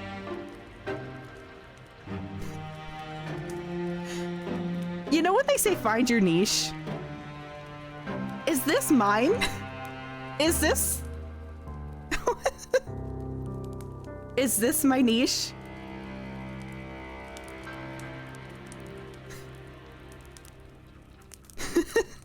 For the Ash voice or the smoker voice? This terrible. Can I roll for a new purpose? Please, please. Whatever. Somebody's got to do it. Somebody's got to do it, and if it's gonna be me. I cannot do Australian. I've been trying to, like, practice. Like, I've tried practicing other accents. The only one I can ever do is Southern. I've tried really, really hard. I'll try again. At one point, I used to be able to do a French accent. It wasn't good, but I could do it. That was a while ago. Let me see if I can get back to Ash Ketchum. We might be stuck at Smoker now. Just playing Otome games wasn't niche enough. It has to be toxic. They have to be yanderes, which they are, I think. She's gonna kill me. I have to sound like I'm dying. Terrible. I don't know if I can get back to Ash Ketchum. We'll see what happens. I might be a woman, but I have plenty of upper body strength. I can dig a grave just as well as my father could without breaking a sweat. It's getting worse. It's leaving me. My hubris is being punished. Oh my goodness. To the despair of my mother up in heaven, I'm sure. I'm sure if she were still alive, she'd rather I focus on more feminine pursuits. Like basket weaving or sewing, to better attract a suitor. I just don't know what I'm doing. I'll try something and I'll be like, oh, I did it. And then I can't remember how I did it 2 seconds later. Not that that would do much good now.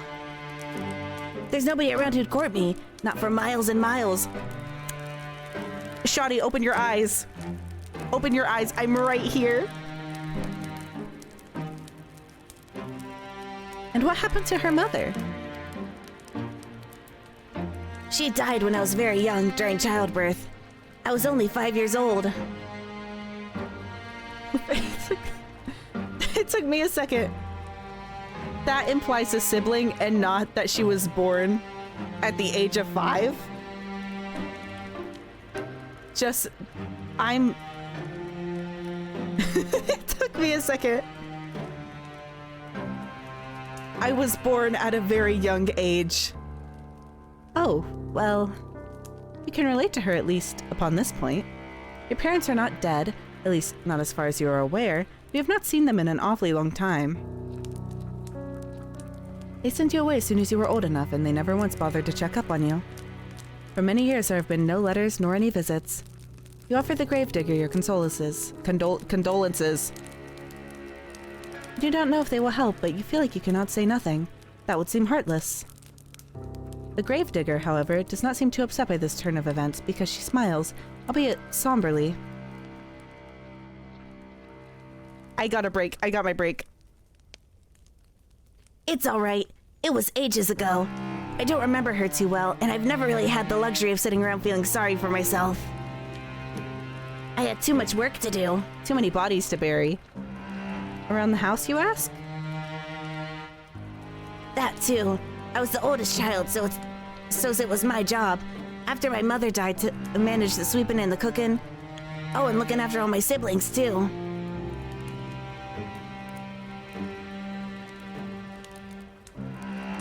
Wasn't there something... I read something recently that was like they didn't know about, like... Yeah.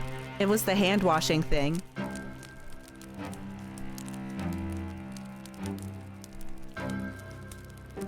You blink, intrigued, then glance about your hostess's humble lodgings.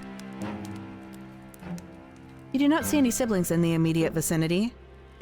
I think that she's been pretty heavily implying everyone is dead. Where could they be? The gravedigger must have noticed your roving eyes. You are not being exactly subtle, because she shakes her head.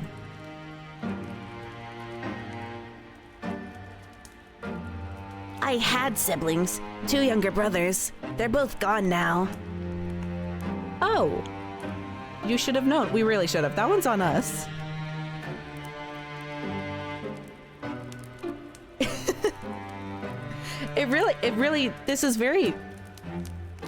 This is a really good first date, I think. Things are going really, really well. I think she likes us. You apologize to the gravedigger for your lack of tact, but she does not seem upset by this faux pass. Don't apologize. It's not your fault. My brothers weren't long for this world anyways. The youngest, he died when he was still a babe, and the oldest, he died before he reached double digits. I was upset about it at the time, of course, but I've come to terms with it. Life's a fleeting thing in this wicked old world. That's something you learn in this trade. Digging graves, I mean.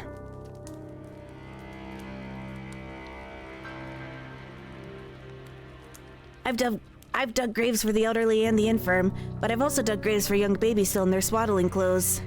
Now, the voice is just gone. Fly high. That's the nature of death.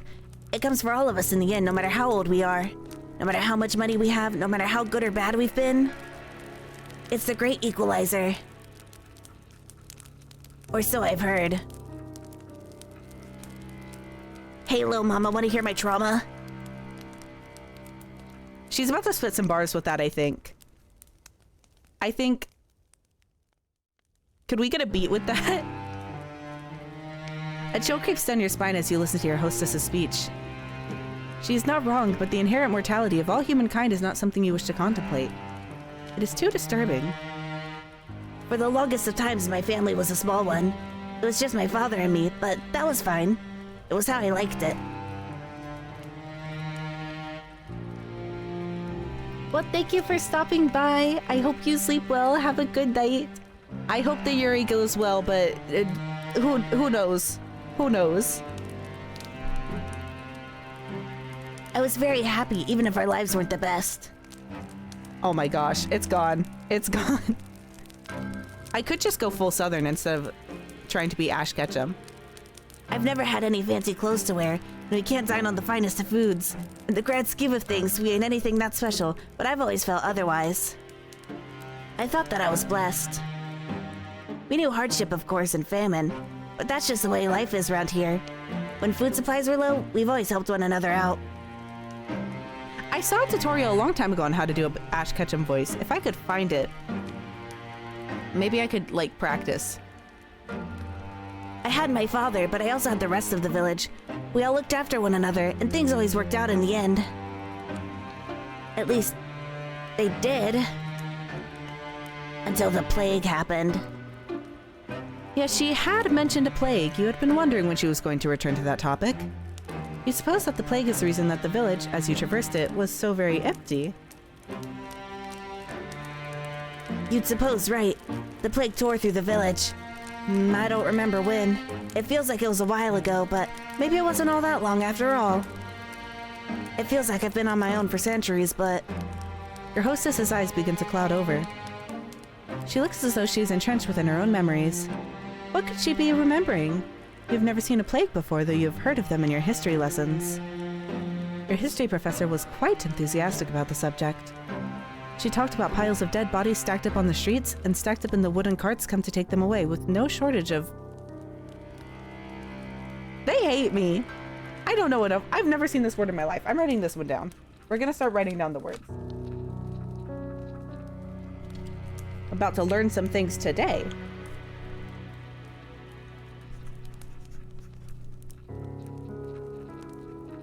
I'm excited. It's a new word. I've been thinking of starting to carry around a little dictionary with me because there's enough words that, like, you can use context clues for a lot of words. Like, what will usually happen is in a book I'm reading, they'll either describe clothing or like something that's part of a building, or like something that's like how a location is arranged or something. And I can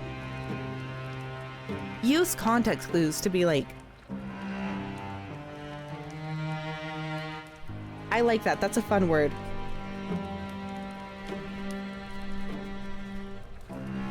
I can use context clues to be like, yeah, I know that that's like an accessory or like what you would wear, or like it's describing a building, but that doesn't tell you anything.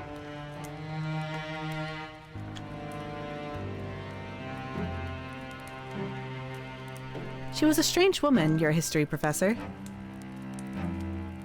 The plague came on very suddenly. There was no warning. One day everyone was fine, and then next... Well, I think there was a word earlier that I said. And when, like, if you get a lot of words through reading,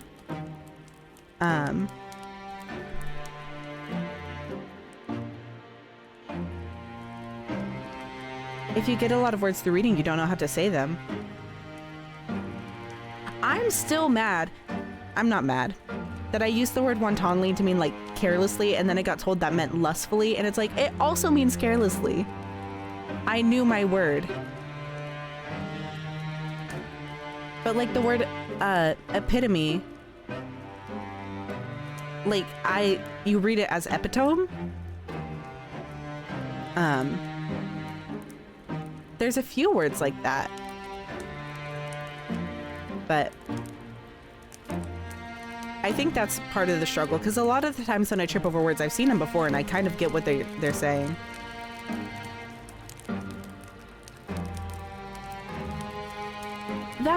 That makes sense though. I'm still like, oh my gosh, I almost fell out of my chair. I saw my chair run and I keep almost falling. I'm still reeling that hors d'oeuvres is not hordivores. I swear. I really thought. I like there's just so many words that are like, how would I know? How would I know that? No consistency. That's how it's spelled. That's how it's spelled. There's nothing I can do about it. There's nothing I can do about it. Well, that's how it's spelled. Twitch doesn't know what it's on about. It does suck like when you don't know a word and then people make fun of you for it. I was very lucky that my friend did not make fun of me for hordivores.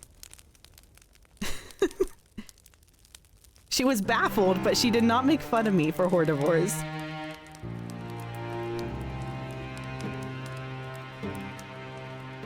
They were all dead. Okay. It is with no small amount of anxiety that you eye the grave digger. Then you ask worriedly, surely they could not all have died. Is that not an exaggeration? Oh, if only. I wish I was exaggerating, but it's the truth. Honest to God. The people in the village died one after the other, just like that. I saw what the plague does to people firsthand. My father was one of the first people who got it. That's what I've been wondering this entire time. How did she survive? I think one of the bodies which came through that we buried must have had it. We're changing her to full Southern. Not that I know for certain. I'm just guessing. Still. My father didn't have an easy time of it. His skin turned all gray and clammy, and he complained of a horrible fever. There were night sweats and stomach cramps. And then there were the boils. The boils? Pustules, they were the size of eggs and they were full of pus. When they burst, it stunk. And the whole house was full of it, the stink of death. The wise woman of the village came to see if she could be of any use, but it was no good. My father was too far gone already. She took one look at him lying on his deathbed and shook her head. She said she didn't want to get any closer.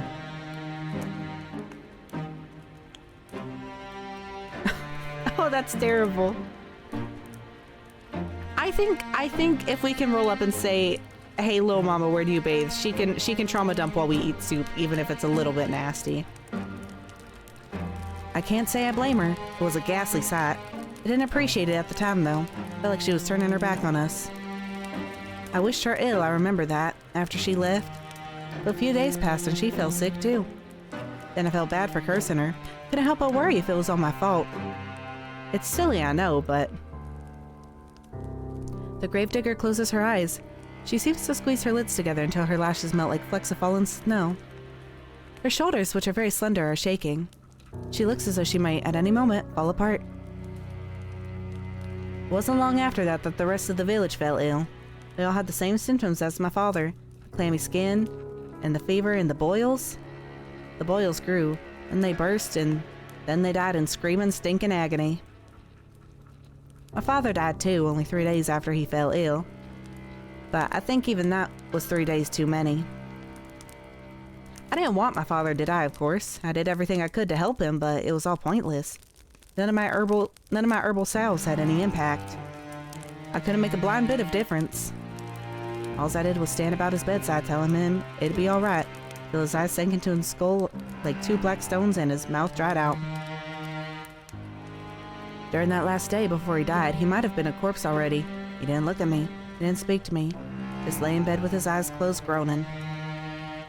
I never wished any ill on my father before, but during those moments The gravedigger squeezes her hands, which are resting upon her black-clad lips, into fists.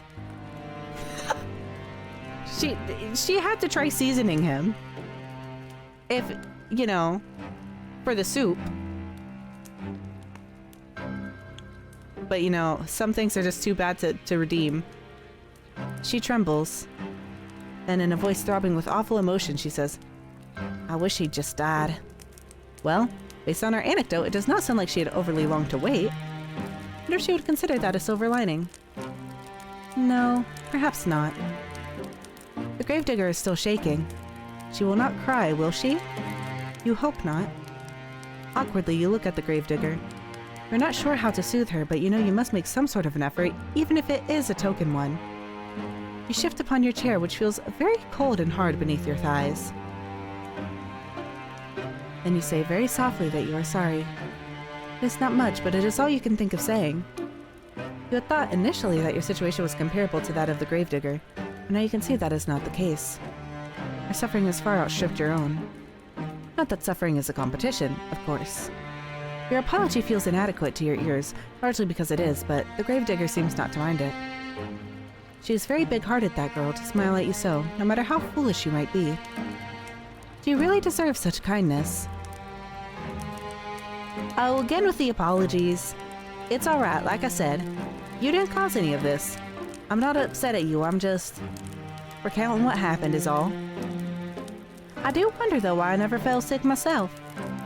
I thought I was going to die, so I'd already prepared for the Reaper to come and take me away. But maybe he wasn't interested. Well, if he's not, I am. Are you free? I'm single. Maybe he'd already satiated his appetite on all the others. That, or maybe he thought he'd have to leave me alive for practicality's sake. My father gone, who else would tend to the dead? I was the only person left by the end of it all, so I had to bury the people in the village. They're all resting peacefully now under the earth, where the plague can't reach them. On the one hand, I'm happy for them. They were able to escape from all their suffering. When I think about all the people I've lost, though, I'm so excited. I'm so excited that that game finally has voice acting. I've waited. And I know I talk about Omi all the time, but Jonas Scott voices Grimm and also voices Omi Fushimi in the A3 English dub. So that's a win for me. Very excited. The gravedigger tenses. Then she sniffs. When I think about the kindly washerwoman who helped me scrub the mud and dirt from my clothes. Aha, so this village did have its fair share of washerwomen after all. Would seem your earlier insistence upon this particular point was not without merit. Hi Poco, welcome in, thank you! We're also congrats, you hit 1K on Twitch recently, right? Congratulations, that's so exciting! Well, I think soon we're gonna have Toxic Yuri. I think that's what's happening here. It's not toxic yet, but everyone else is dead, so I think we're getting there. And the handsome young farmhands who used to flirt with me? Can I not be a handsome young farmhand? The priest who preached at the church who told us wonderful tales of paradise and the children who would skip stones on the lake and play hopscotch in the streets? I can't help but feel so lonely. The gravedigger's eyes begin to shine when she's finished her address with tears, but she does not let them fall. She is being very brave, much more so than you are. Anxiously, you extend a hand towards her, meaning to... what? Give her a hug? You do not know her well enough. Pat her head? That would be infantilizing. Squeeze her hand? Perhaps that could be misconstrued as a romantic overture, and that is the last thing you want. Are we sure? You endured more than your fair share of teasing over that. You sit there for a few moments, paralyzed by indecision as the gravedigger poorly suppresses her sniffles. You can't, like, pat her on the back or something? A hand squeeze would have been fine. In the end, you let your arm drop back to your side. Your hand rests upon your lap, as useful as damp kindling. You do not know what to do with it. You do know that you ought to say something, though, to show that you heard her plight and that you care. You do not know what the something should be, however. No words could ever console the gravedigger. They would never be enough. They can offer some balm, however, to the bereaved, and so after a pause just long enough to be awkward, you offer your condolences. What else can you say? Oh, no, the gravedigger replies, wiping a few stray tears away with the back of her arm. Major bummer, dude. It's alright. I've grown used to it, really. Being on my own, I mean. It ain't so bad, really. And I'm not alone now, at least. I've met you. You'll keep me company, won't you? Well, what can you say to that? Hi, Sai. Welcome in. Welcome in. It's Wednesday. It's Yuri Wednesday. Toxic Yuri Wednesday. I was gonna play more Tomodachi Life, but my capture card broke, so I did the next closest thing. Toxic Yuri. But I hope you're doing well. Welcome in. Welcome in. You missed my Ash Ketchum voice. We did more Ash Ketchum for the Yuri. But I went too far. I flew too close to the sun. Oh, shoot. Guys. Shit. We might be... No! We would never. We're not Fujoing out. We're so platonic right now. We had the opportunity to flirt and we didn't take it because we're so platonic right now.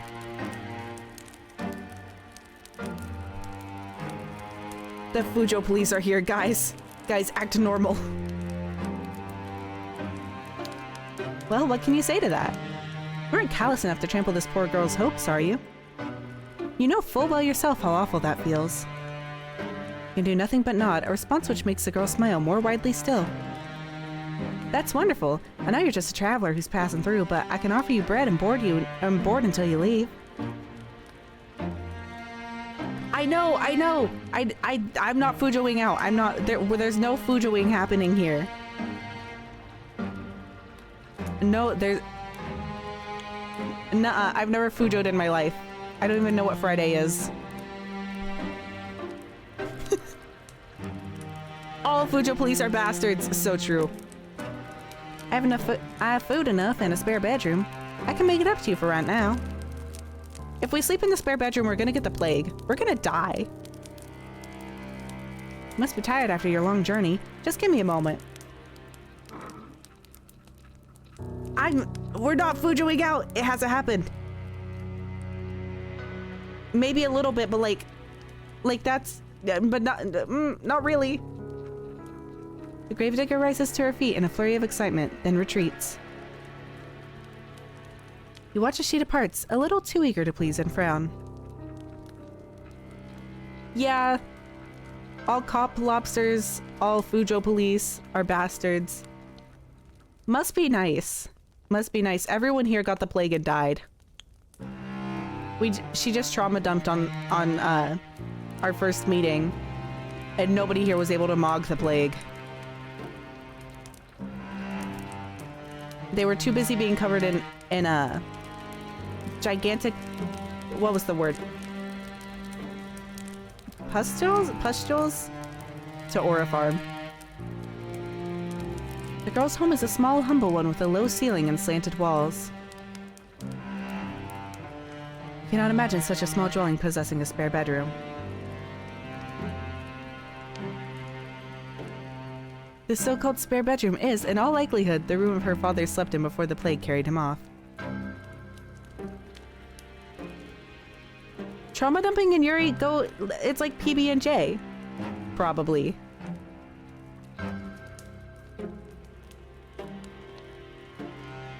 I need to know more brain rot. I feel like I'm becoming out of touch. Having a full-time job does that to a baddie.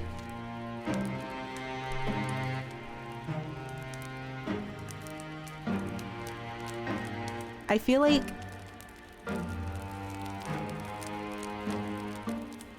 I can't remember. I need more brain rot. My favorite thing to do is to throw it out at my coworkers. They can't do that if I don't know it. There was someone who had retired recently who came back to visit the office, and they were like, check this out. And so she rolled up this lady who had just retired and was like 6'7". And they were like, stop it. And I was like, you're mogging them. You're mewing right now. Or whatever. I just started saying shit. They all got really mad at me.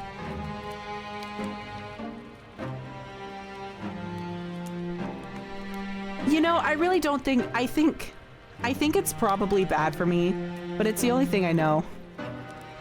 Am I missing? That's fine. I can tell. I was sitting here and I was like, hold on. There's something I'm not missing. They're not getting. I get it now. I understand. Congratulations on your new thing.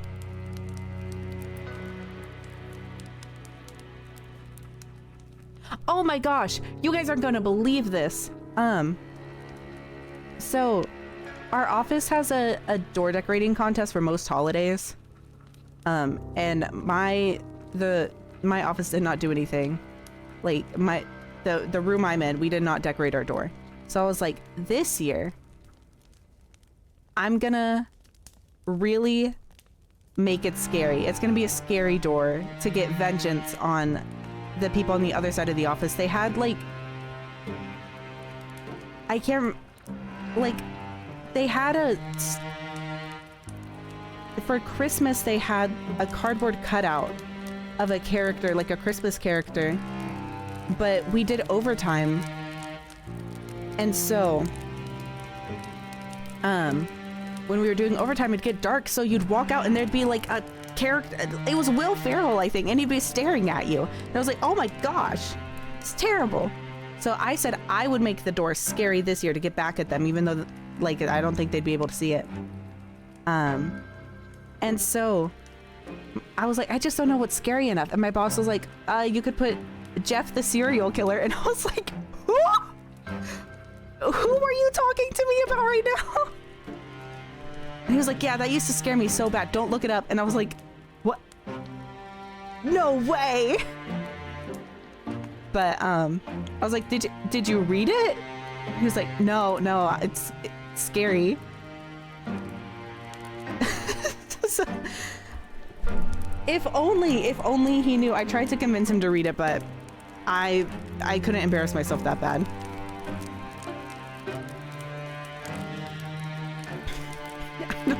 I don't think those are phrases I've heard in my life, so I think I'm good on that. I'm into entry level stuff, so entry level brain rot. I do think everyone in my office hates horses a lot, so I don't think he would like horse dog. He likes Pepsi dog, but he does not like horse dog. He also doesn't like the lion, which is very sad. Yeah, I don't know what you sent me, but it's not entry level. I don't know what that means.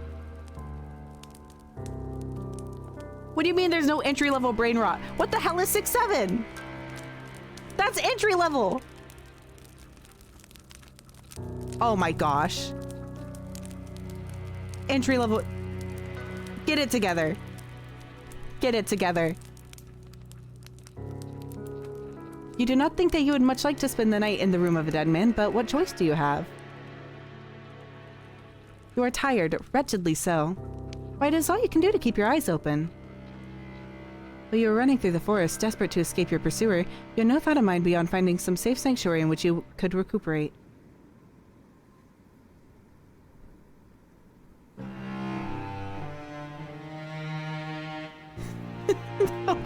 Oh my gosh, I was unaware that I'm not fully initiated in the brain rot rooms.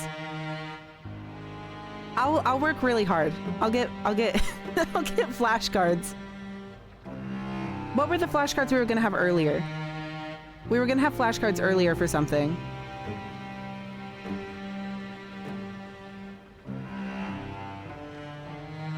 Yeah, sometimes Sai is mean to me. But it's okay.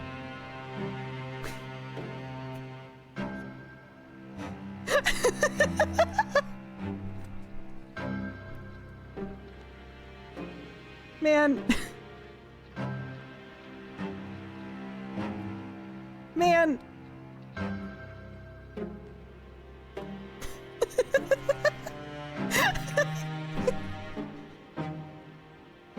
I'm being mocked in my own stream. What am I supposed to do? What am I supposed to say to that? There's nothing. There's nothing I can do. I'm cooked. I'm washed. I'm washed.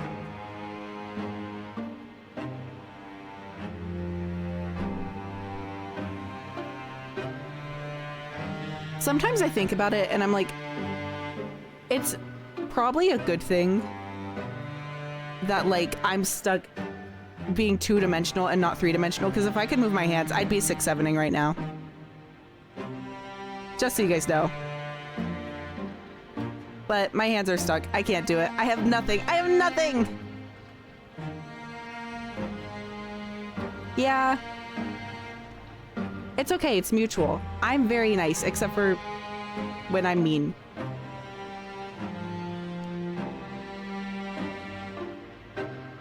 Somebody has to have... Well, I mean, there's just anybody who's 3D. They can 6-7. I want hands so bad. So badly. It'd be so nice to have hands. I feel like it's mutual. Like we all keep each other in check. It's like a little government of keeping each other in check. Checks and balances. That's the phrase. Except none of the government and all of the Fujoing. Now that you have found said sanctuary, it would be unreasonable to find faults with it. You ought to learn to be more thankful for what you have. There are many, many people in the world with less. Oh! You rise and follow the gravedigger. When she has finished her preparations to her so-called spare bedroom, which is every bit as cramped as you feared it would be. At least there is a bed, which comes as something of a relief. The rest of these lodgings are so humble you were half expecting a straw pallet. As tired as you might be, you cannot lie to yourself. You have no desire to sleep among the hay like an animal. Yeah, Fujotocracy. A vote. We'll have an election. For what? Don't ask me.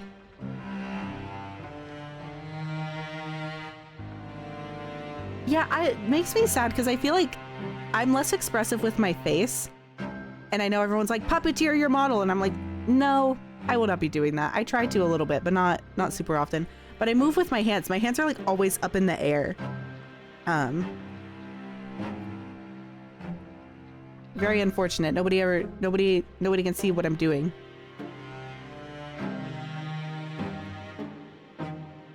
The sheets of the bed are clean too, a fact you discern with a cursory glance. So you will not be expected to sleep upon the sweat-soaked linen of a plague-ridden man after all. This really is your lucky day. I got you this too, the gravedigger says, somewhat shyly as she hands you a folded gown. To sleep in. Thought it might come in handy. Your own clothes are, a little shabby. She can say that again. Your skirt is covered in mud and the hem is torn and ragged. Hi bro, welcome in, welcome in. It's so difficult. I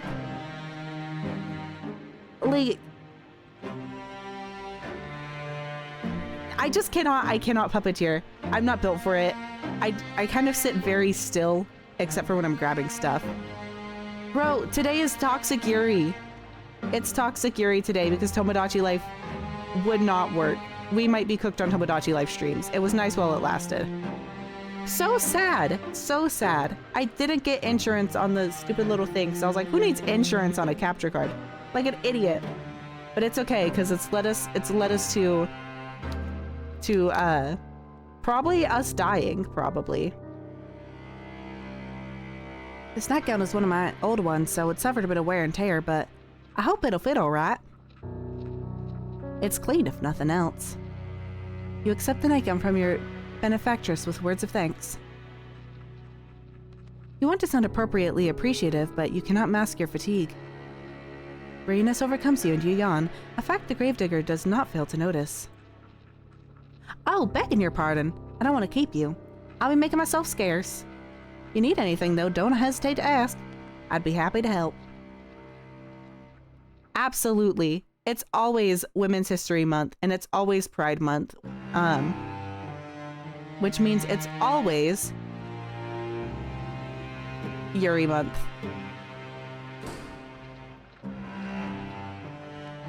The gravedigger bows her head to you like a drudge, then hurries off, closing the door behind her with a thud. Tired though you are, you soon find that you rather miss your hostess's company. It's also Autism Acceptance Month. Autistic Yuri. Beautiful. Tired though you are, you soon find that you rather miss your hostess. Oh, I just read that. In the face of her good-natured smiles, you could almost forget all of the hardships you have hitherto endured. In her absence, however, your lodgings feel almost unbearably cold and inhospitable. And Lesbian Awareness Week. Oh my gosh. It's also Earth Day! What does this mean? What does this mean for the Earth? Lesbian Awareness Week, Autism Acceptance Month.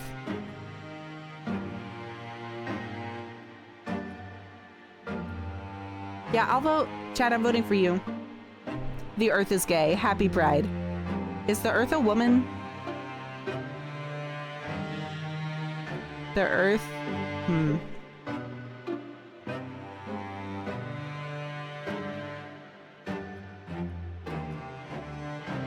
Yeah, Mother Earth. I was thinking.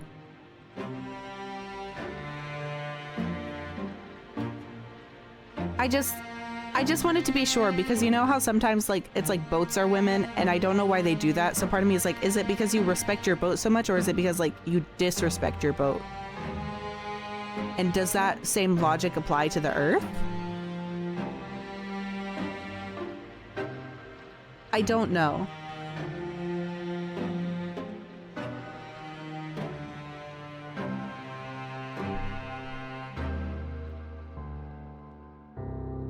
Why would you do that to Mother Earth? Why would you do that? The planet is going to die faster. With it, like every time you do that, it dies a little bit faster, like noticeably. Did she decide that? The moon is a lesbian. The sun is a lesbian. Are all the planets women? Are they all girls? No! No! You cannot. You don't even like Poppy Playtime. I thought you did not like Poppy Playtime. Oh my gosh. Never. Never. I beef with it. I beef with it so bad. I beef with Poppy Playtime so bad it's not even funny. And I love the Earth. I care about the planet. Hashtag I love Mother Earth. I think everything's gone awry. I think that's what's going on.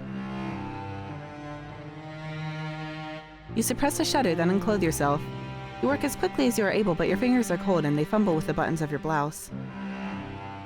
It takes you more time than you would like to complete this endeavor, but you soon have your shirt and your skirt dispensed with. You're too tired to fold them neatly, so you do not bother to fold them at all. Instead, you cast them carelessly upon the floor as defiant as a sulky child, and put on your new nightgown. Your hostess's earlier warning were apt enough. It is quite worn, but it fits well enough. It is more comfortable, at least, than your old uniform. You have endured worse. Newly dressed and ready for bed, you loosen your hair from your braids and settle down among the sheets. It is with a sigh you extinguish the weakly flickering candlelight which burns on your bedside, and with another sigh that you lay your head down upon your pillow. It's toxic, but that's what I'm consenting to it being toxic. If we die, that's okay. Not the horse breathing. But good night, Soren. Sleep well. Sweet dreams. I hope everyone dreams about whatever's going on in this. Though physically exhausted, you have to wonder whether you will be able to sleep at all. You can recall your previous dash through the forest in such vivid detail your heart is still pounding. That fear has yet to leave you. Perhaps it will never leave you. Your terror was such, it almost feels as though it has suffused itself into your bones, into your very being. But your exhaustion is greater than your worldly anxieties, and soon it claims you. Your eyelids fall shut and your breathing inevitably begins to even out. It is not long until you are spiraling through a dark, deep abyss, lost in Morpheus's kingdom. But your sleep, despite your wearied state, is not as restorative as you had hoped. Your imagination has always been overactive. Even at the conservatoire, you are frequently beset by dreams of the most vivid nature. I'm hoping we kiss before we get our head bashed in with a shovel, but if it happens afterwards, you know, what can you do? The dreams that you have this night, lying beneath unfamiliar sheets upon an unfamiliar bed, are no less intense than usual. In your dreams, you are back at the conservatoire, a place where this adventure of yours began. You are wearing the crisp white blouse you once discarded, and your gray, unremarkable skirt. Your hair is tied in braids and your eyes are downturned, forever focused upon your feet. Yeah, that would be nasty. Like, we can kiss, but not if you have the plague. You can have other diseases, but the plague specifically is a no.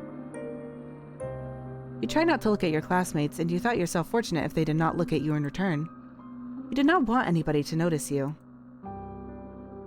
Until that awful winter, that is, where everybody stopped paying attention to you for good. Nobody tried to trip you when you walked past them in the hallways. That is crazy. Like, nightmares specifically, you do get to have dreams. I've heard things like,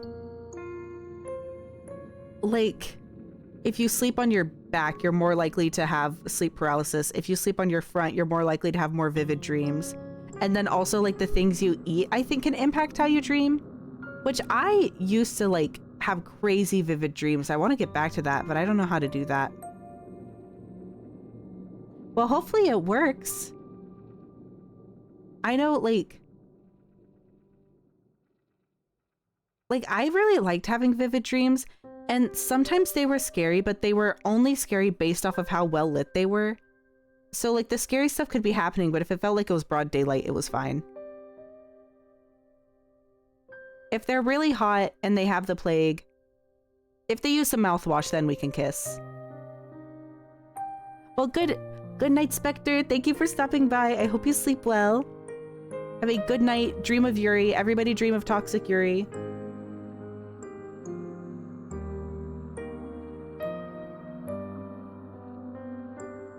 Yeah, maybe this story would be incomplete if they kissed without the plague. That sucks. I very, very rarely get nightmares. Southern Ketchum, I'm so sorry. You're welcome for the Yuri. I'm sorry for Southern Ketchum. So sorry that happened to you.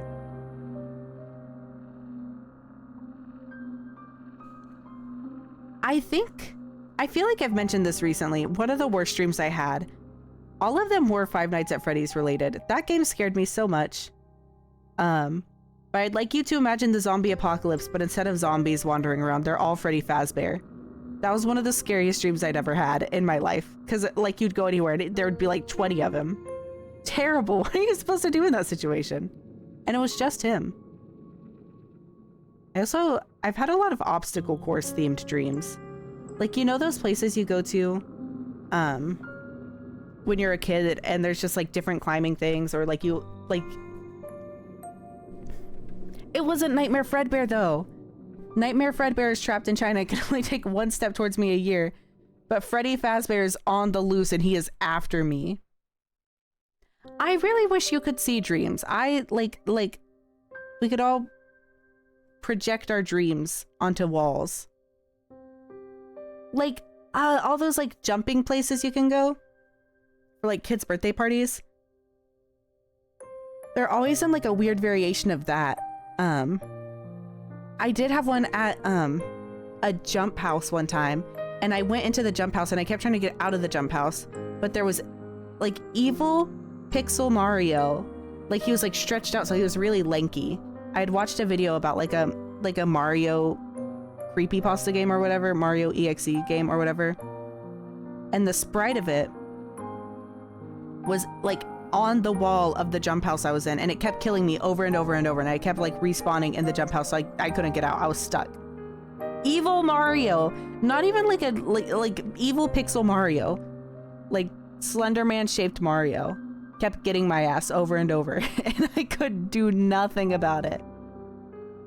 I think if I dapped up Foxy, I'd die. I think he'd get me. I think the hook would get me. Maybe that's what happened. Maybe that's how I got maybe that's how I got this scar. Tried to dap up Foxy and he just totally missed. It was very scary. I was very scared. Nobody, in fact, so much as glanced at you.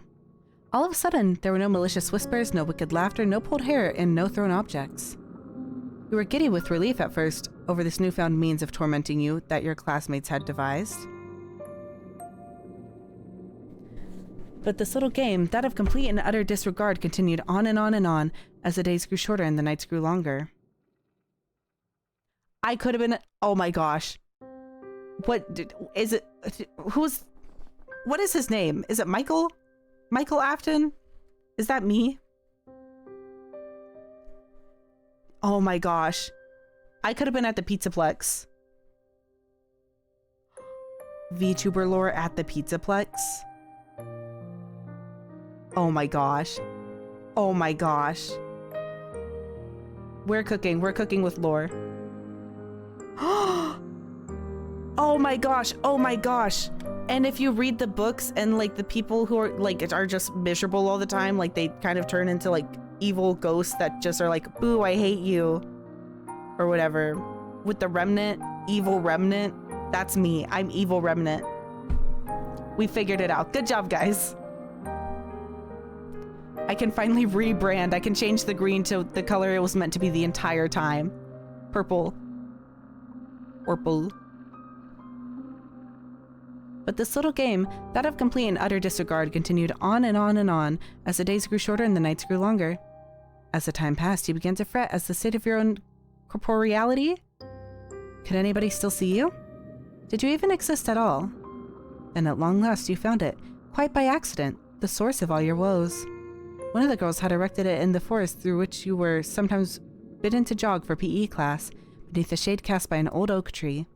It was a makeshift tombstone, a small meager monument made of stone, upon which one of your classmates had hewn a name. Your name. You knew at once as you stood there standing beneath the shade of that ancient tree that this was the reason behind your classmates' silence. This was why they had, for many months, been ignoring you so assiduously. A new word I've never seen in my life. They had buried you. In their hearts you had already died. Your eerie dreams notwithstanding, you sleep more comfortably than you had anticipated. Yeah, that feels like foreshadowing. When you awake the following morning to the sweet chirping of birdsong, you feel well rested, albeit woozy. Your head is aching. It is nothing, however, that a cup of hot tea cannot fix. You stumble into the kitchen in your nightclothes, your hair loose and your feet bare, and the gravedigger turns to you. She looks at your face, which is pasty, and your under eyes, which are dark, and exclaims in the manner of one accustomed to solving problems, not complaining about them. Oh, you look awful. I think you need something warm to drink, and maybe you need something to eat, too? Let me get started on breakfast. And that is exactly what she does. She gets started on breakfast, which proves to be quite the simple affair, nothing like the luxurious food you were accustomed to in your past life. Bread is hard enough to break your teeth on, and the cheese is a bit too strong. It is food all the same, though, and you do not complain. Your stomach was beginning to grumble. The tea is inoffensive, at least, and you drink it gratefully. Yeah, it's so weird that, like everything we're saying is like, well, I'm not used to this, but I guess I have to accept it. It's like, okay, well, I'm so like, this seems like an improvement. It seems like the situation we were in just before this was so terrible and like dire that I'm like, what could have gone so wrong? I don't think either of us have names. Because we certainly did not ask hers, and she did not ask ours. You thank the gravedigger girl for her hospitality, and she smiles at you in return, a sunny smile like a field of blooming bellflowers. Oh, we're done bad. It's no problem. Don't hesitate to ask me if you need anything else, she says, words which come to symbolize your relationship. You stay with the gravedigger for many, many more days, and limited though her means might be, she always tries to help you. The gravedigger sets you chores about the house to keep you occupied, a fact for which you are grateful. You need to do something to keep your mind off your frantic flight through the forest. You can almost forget about it now during the day. During the night, however, it returns to you, the sound of your feet against the foliage in the swirling fog. When you sleep, you are assailed by nightmares. Sometimes you are awake after midnight, the sheets twisted around your body and your mouth gaping open in a paroxysm of terror. So many words! My brain! Though you try to tell yourself otherwise, you are still afraid. Being with the gravedigger makes you feel less so, though, particularly when you are sweeping the floor, keeping an eye on the bread loaves so they do not burn. You attend to most of the domestic chores while the gravedigger concerns herself with the work she knows best, that is, digging graves. How many does she need to dig? Her dogged persistence when it comes to this pursuit intrigues you, so much so that you cannot help but pose it a question to her on one particular morning when the sky is festooned with clouds. Why, you ask her, perhaps a touch insensitively, do you continue to dig graves? There's nobody left, after all, to dig them for. You've always been practical, and you cannot see the point in it. What's the point in it, Gravedigger ponders, while holding her precious shovel to her chest. Fortunately, she does not seem upset by your question, despite its bluntness. You should count yourself lucky her temperament is so very placid. I don't suppose there is any point to it, really, the gravedigger eventually says with a small smile. I know it doesn't have any practical purpose, but, well, digging graves is what my father did. He showed me how to do it so I could continue his legacy. My father wanted to keep our family tradition going, and I suppose I wanted to do the same. That's all there is to it, really. That's all, is it? You think you can understand that? Though your companion's actions might appear illogical, there's a kernel of reason nestled amongst them. She does not dig graves out of any sense of purpose. She does it instead out of sentiment. Besides, I have to do something to keep myself busy, don't I? If I spent my days idling all on my own, I think I'd go mad. The gravedigger laughs at this, as though the prospect of her own madness is amusing. Her laugh, despite her slender nature, is particularly delicate, reminds you, perhaps unkindly, of the braying of a horse? No way. She's a horse too.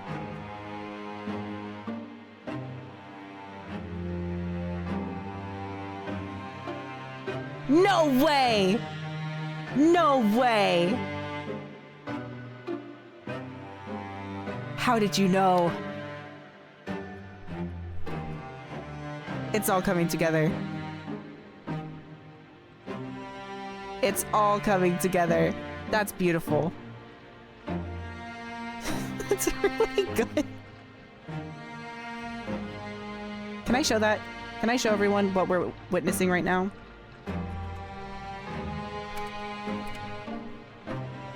Is that allowed?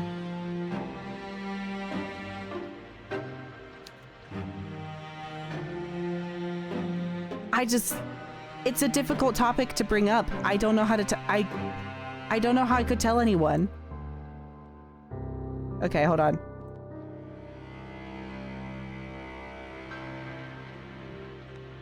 Guys, my dark secret is out.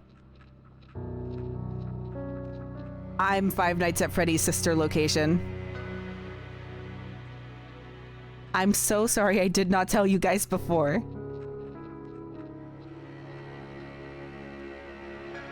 Like, what am I supposed to do? What am I supposed to do? I'm so sorry. I hope you guys can forgive me. Can we please get hashtag cancel Sela Spectre trending on everywhere? Are there letters for that? There's a F, T. Yeah, there's letters for that too. Anyways, I'm so sorry this is how you guys find out. I should have been more straightforward. Can I cry? Hold on. Nope. Nope. Nope. Nope. I'm so sorry. I'm so sorry. I'm Five Nights at Freddy's. I'm so sorry.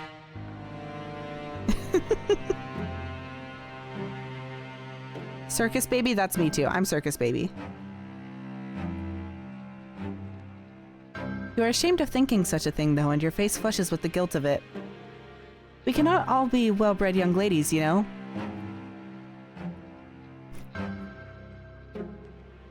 Still, the laughter of the gravedigger as it echoes through the gray, gloomy sky is strangely desperate. It sounds forced. Her smile, too, is a touch unnatural, the rictus grin of a corpse. You find, despite your attempts to return her laughter with a polite giggle, that you cannot help but pity her. You retreat indoors briefly after your talk with the gravedigger, then set about some simple chores. The gravedigger trusts you well enough to manage sweeping the floor, a task which does not take particularly long, and preparing of the meals, a task which takes slightly longer. It is not so much later, however, that once the sun has already sunk beneath the horizon and the moon is high in the sky, that the gravedigger returns from the outdoors. She is windswept after many hours spent exposed to the elements, and there is dirt caked beneath her fingernails. The gravedigger removes her cloak, which she hangs by the door, then looks to the pot suspended over the fire which you stoked with your own fair hands. The scent of cooking food, that of garlic and onions, fills the air, suffusing the interior of the kitchen in a homey aroma which makes your stomach rumble. Taking stock of this, the gravedigger smiles at you, a toothy smile which, despite her status as a lowly peasant, is surprisingly clean, bright and white. Rude! What the hell? Thank you so much, dear... Oh my goodness, dear one, whoa! Thank you so much, dear one. There's nothing like returning home after a hard day's work to find dinner was already prepared. Now let me give it a test. Can we cook? We're so in. We're gonna die, I think, but we're so in. The gravedigger dips a spoon into the soup, then brings it to her lips. She blows upon it. Then she places the spoon into her mouth, and the wooden utensil clacking against her teeth. You observe this with a touch of anxiety. Will she like the food which you have prepared for her? You have cooked for her before in the past, and she was always very complimentary of your efforts. Cooking is not your forte, however. You never had to concern yourself with it, really, growing up in relative comfort as you did. You think that you enjoy this rural, rustic mode of existence more than you did any of the privileges of your past life. At least now with the gravedigger, you have a steadfast friend, a staunch ally. When you are with her, you are not alone, and that is worth its weight in gold. The gravedigger exclaims, after drawing the spoon from her lips, her smile a bright, guileless one. It's delicious. Your face flushes at this compliment. You are unaccustomed to receiving them, and it makes you feel good. Shyly, you ask the gravedigger if she truly means that, a query which makes the gravedigger smile. Of course I mean it. You've become quite good at cooking, really. That is a relief. Yeah, so in that grave. Oh my gosh, I missed that. We're cooked. We're cooking. We're cooked. You are not very good at all of this cooking malarkey in the beginning. You did not know how to handle a knife nor how to peel a vegetable, and you cut yourself more than once. You bled into the soup on several occasions, but never once did you throw the sullied soup out. The gravedigger lives a humble existence, and she cannot afford to waste her precious ingredients. Your soups, during your stay, have all been seasoned with the slightest hint of iron. Today's soup, however, is a marked step above all the rest. You did not cut yourself with a knife even once. Maybe your companion's compliments are not empty fluff. Or maybe she thinks it's worse than the other ones. Maybe you really are improving. The soup should be ready to serve. I have some bread, too, that we can eat with it. But, oh, I should brew some tea, too. Let me. Ah, yes, the tea. You knew that you were forgetting something. You're so focused on the soup, it must have slipped your mind. Your face flushes yet again at this oversight, and shyly you offer to correct it. There's more? Oh my gosh. No way! How did you get this picture of me? Oh my gosh. Now you're just straight up trying to dox me. I'm still getting canceled for this, but I'm also doxed at the same time.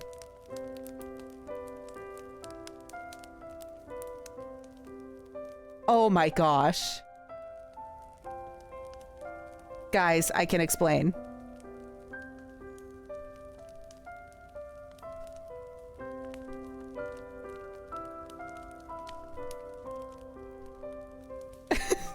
I can explain, I swear. Look, if I turn purple and start puking up an evil robot that tries to kill you, am I not allowed to have a little fun? Can I have my hobbies?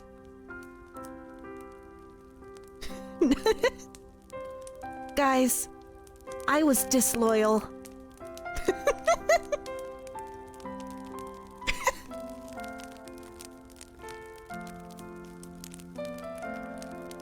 Anyways.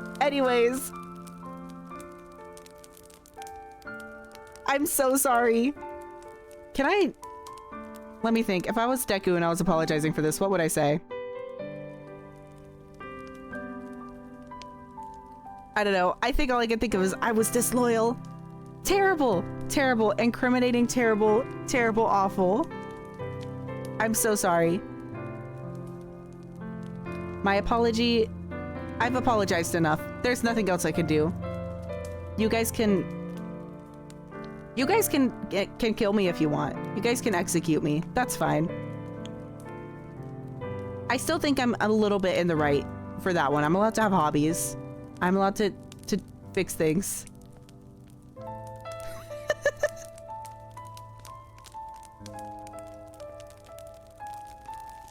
Oh my gosh, I saw a video where these people were playing Minecraft, but they had to be like in character, and one guy got Deku, and I don't think he'd ever seen the show before. He just walked around being like, a Detroit punch, and I was like, I don't think that's what Deku does.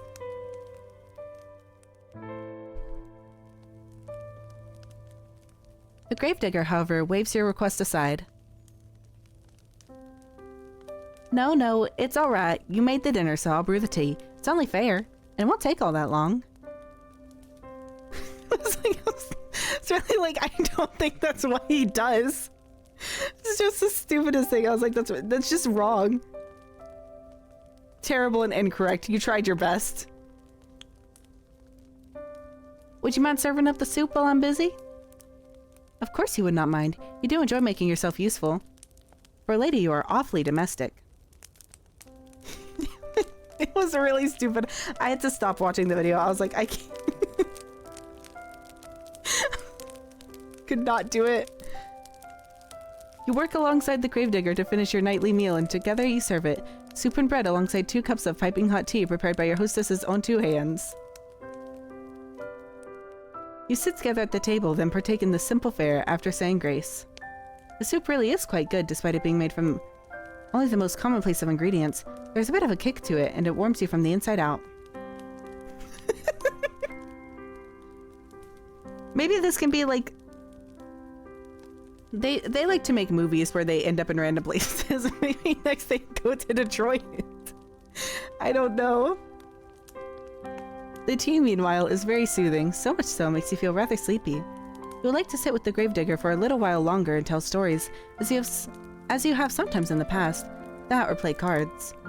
The nights are long and there's no better way to pass them than spending time with her. Games of Old Maid, alas, will have to wait. You are too tired for it.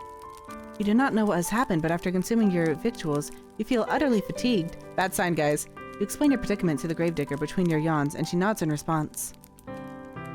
That's alright. You don't need to stay up with me. Not if you ain't up to it. You should head off to bed and rest that pretty head of yours.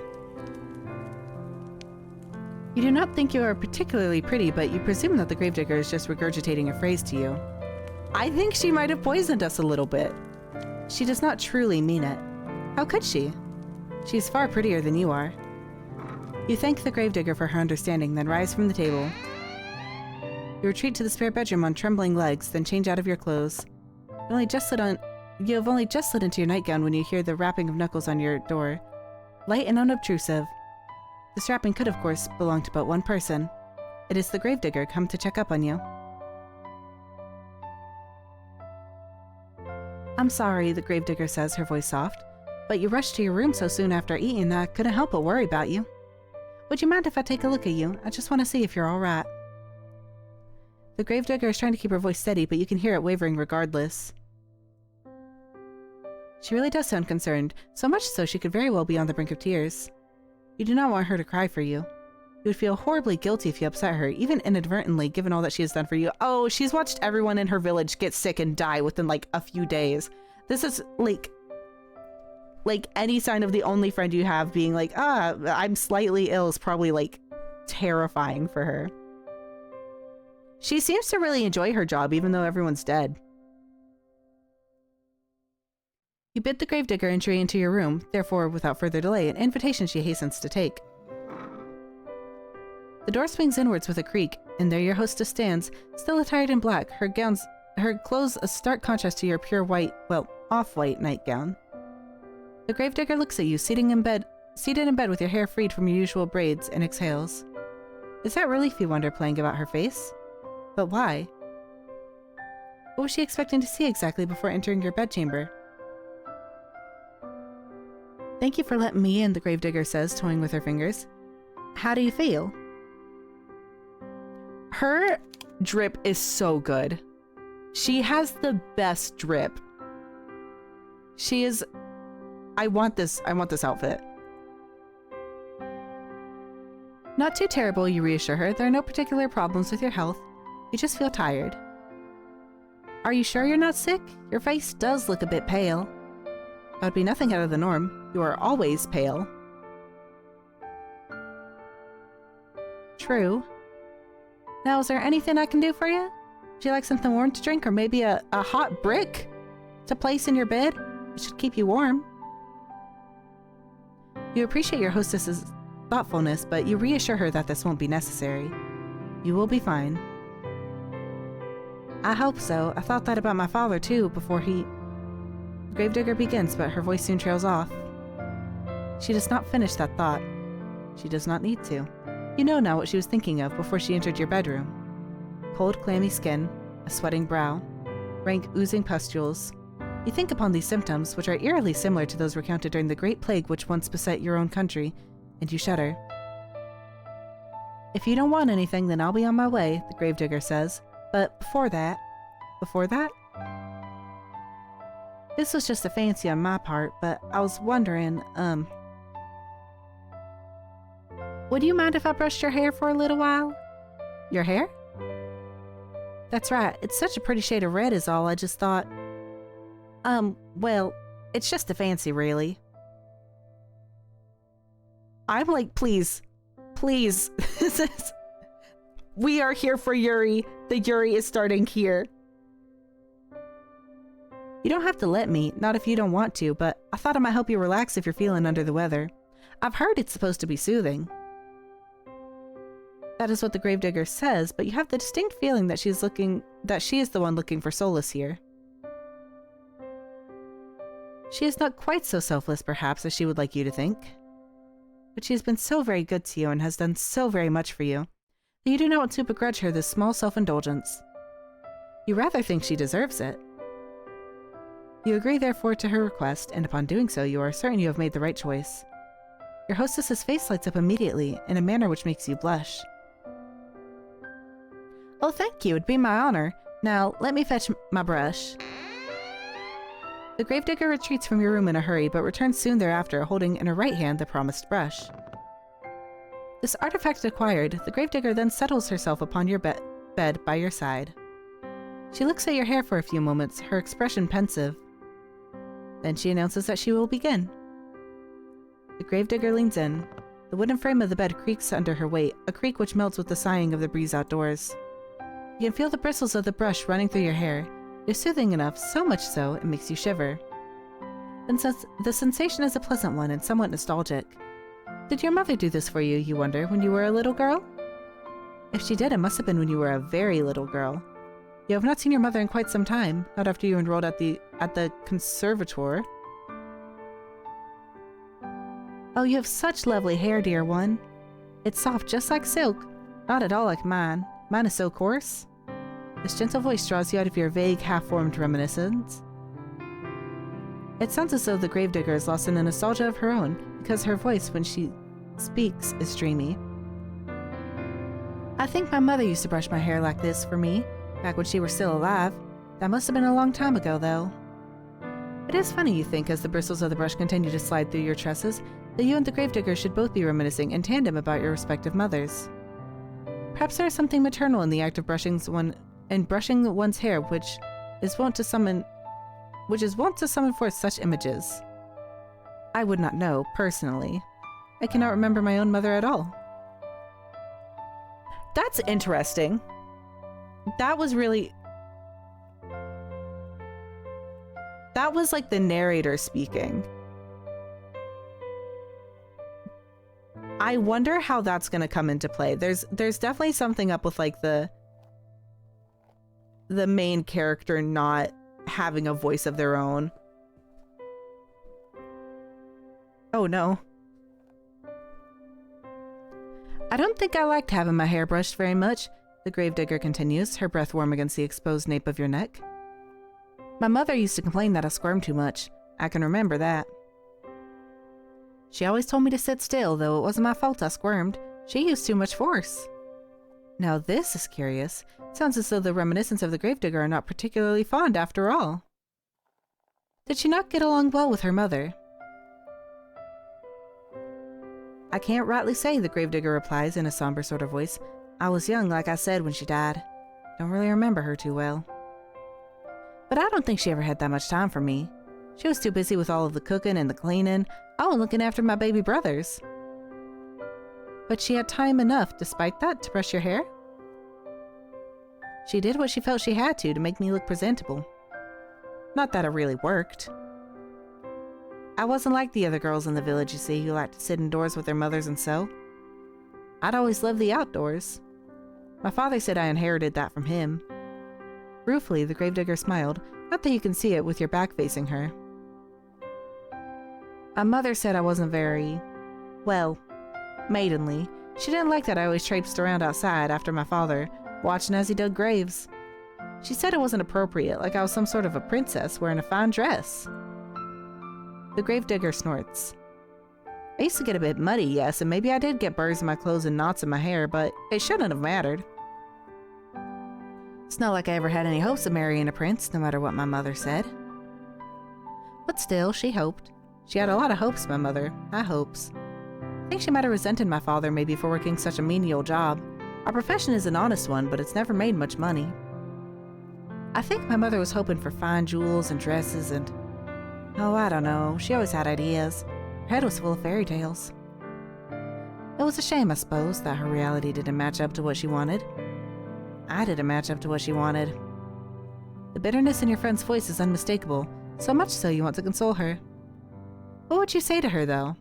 You never met your companion's mother. You never will, either. Her cold, inert body has been lying in the graveyard, buried beneath the tombstone for over a decade. You have no way of certain whether your companion's mother truly cared for her. You do have intelligence enough, however, to understand that poorly thought out condolences can cause more harm than good. You would not like it if people tried to reassure you that, of course your father loved you, really. If he loved you, then why did he send you away from home? Why did he never send you any letters? You know he was worried about his finances, but that seems a poor excuse to pretend that his only daughter did not exist. As for your own mother, meanwhile, she was nice, at least you think she was. She was woefully ineffectual.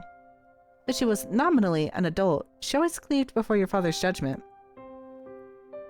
You think that she was afraid of him. You do not try to tell the gravedigger, therefore, that her mother loved her, that she must have done, else she would not have given birth to her. Instead, you sit there letting the brush run through your hair, and you say quietly that you understand. Sometimes you feel like a disappointment yourself. Well, gravedigger says after a pause, I'm glad I'm not the only one. I guess it happens to all of us. You guess so. Parents are only people, after all. While one would hope one's parents would be kind and attentive, they too can fall victim to I've seen that word. Caprices of their own.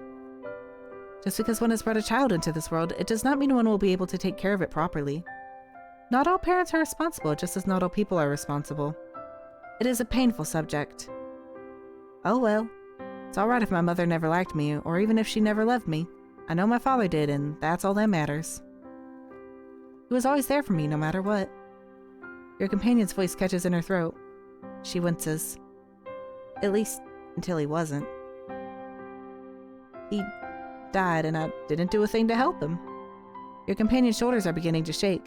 You still cannot see her, but you can feel her body convulsing. We should turn around.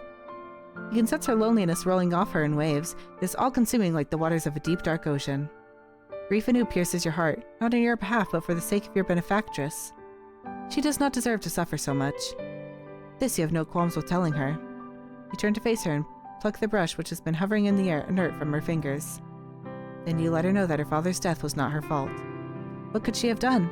She could not have cured his illness. I know, but I can't help but think, what if? I keep racking my head over and over trying to come up with something. But I can't think of anything. And even if I could, it's too late. He's already dead. He's dead and buried. I buried him. And now I'm all alone. She might have been alone, you tell the gravedigger, but she isn't now. Not anymore. How can she be when you were there? I know, and I'm grateful, but I don't know if I deserve it.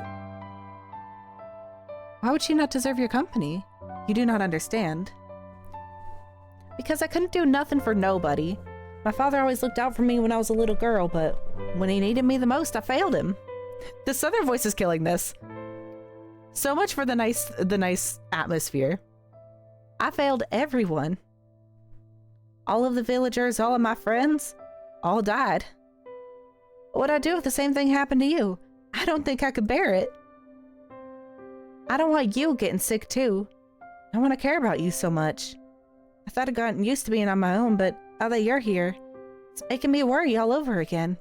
I've been worrying so much I can't sleep from it. I'm scared. Your companion's voice catches in her throat. And she collapses in on herself. She leans forwards, her arms wound about her middle as if to steady herself, and she cries. She cries and she cries and she cries. For a few moments you look at the gravedigger, unsure of what to do. Her pale face streaked with silvery tears seem to flicker in the candlelight. Her shoulders, which seem too slender to bear the accumulative weight of all the sorrow she has endured, are shaking. Your fatigue continues to cling to you, as insistent as the fog which rolls amongst the tombstones in the graveyard at night. You are not so very tired, however, that you cannot offer your hostess some comfort. You do not know what you can say to console her. You feel too weary to think of pretty sophisms. But there is something you can think of. You would not typically be so bold, of course, but you are tired enough for once to throw caution to the wind. That and the tears of the gravedigger are awfully arresting. You open your arms and, before the gravedigger can pass comment, you pull her to your chest. Oh. A soft exclamation escapes the lips of the gravedigger, quieter than the sound of the wintry snow as it brushes the ground. Then there is nothing.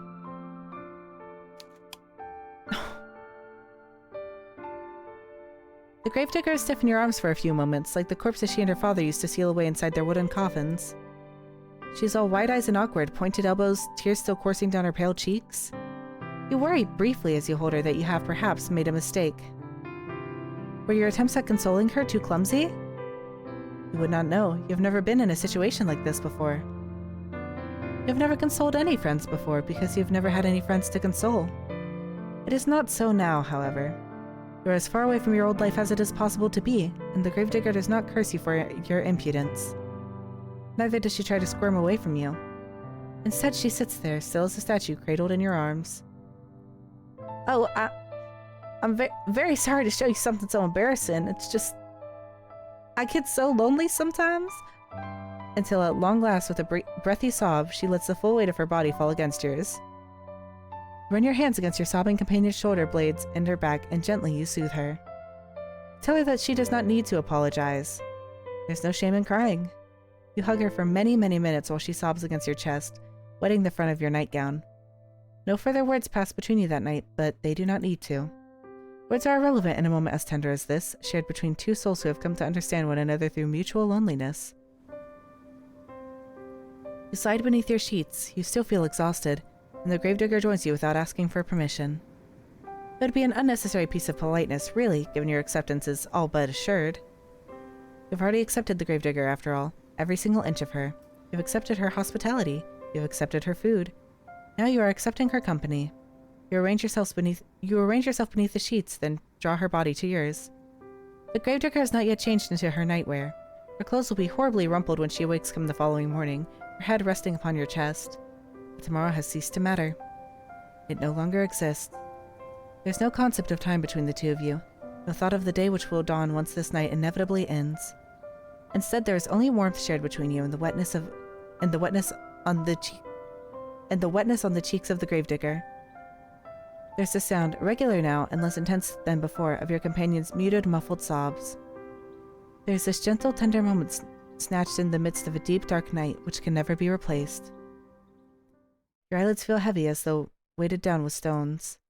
They droop inexorably downwards, pulling you like a drowning maiden into the dark, impenetrable abyss of slumber. You yawn, and you fall asleep, cozied up beside the gravedigger like two cats in a basket. You sleep and you sleep and you sleep, more deeply than you have allowed yourself to in quite some time.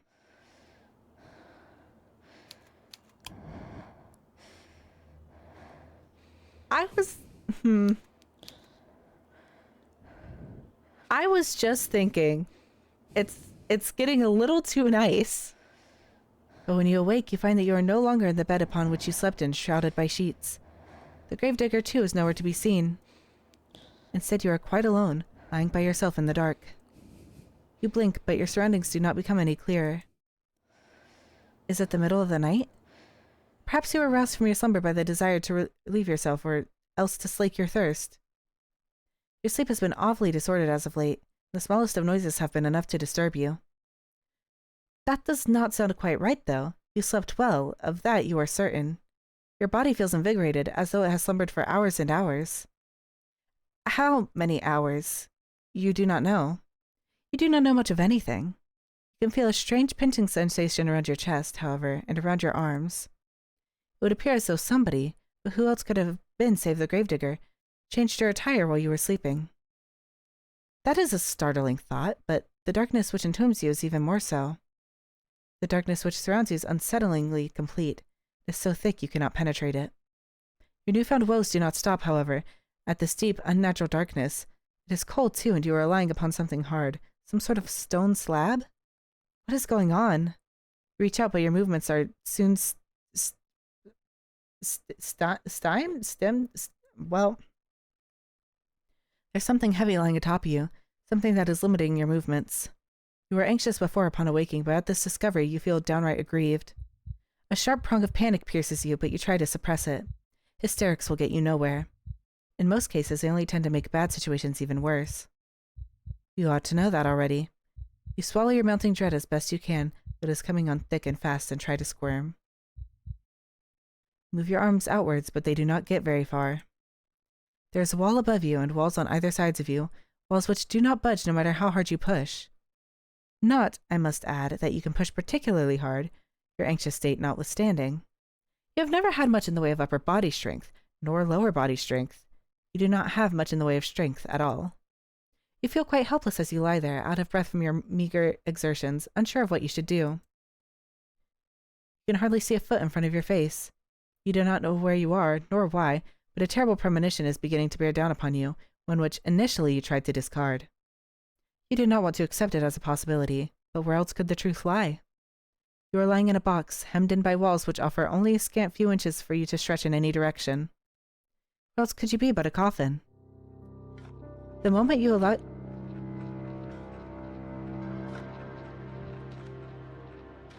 It sounds... The ambiance, I think she's burying us right now. The moment you allow yourself to ponder this awful reality is the moment you hear it, the irregular sound of drumming. It is as though somebody, though they must be a very large somebody, is tapping their fingertips upon the lid of your coffin. That, or it is raining. It is not the fingertips of a giantess, though, which is disturbing you, nor is it falling rain. It is dirt. The sound continues on and on as though it is drilling its way inside your skull. It is relentless.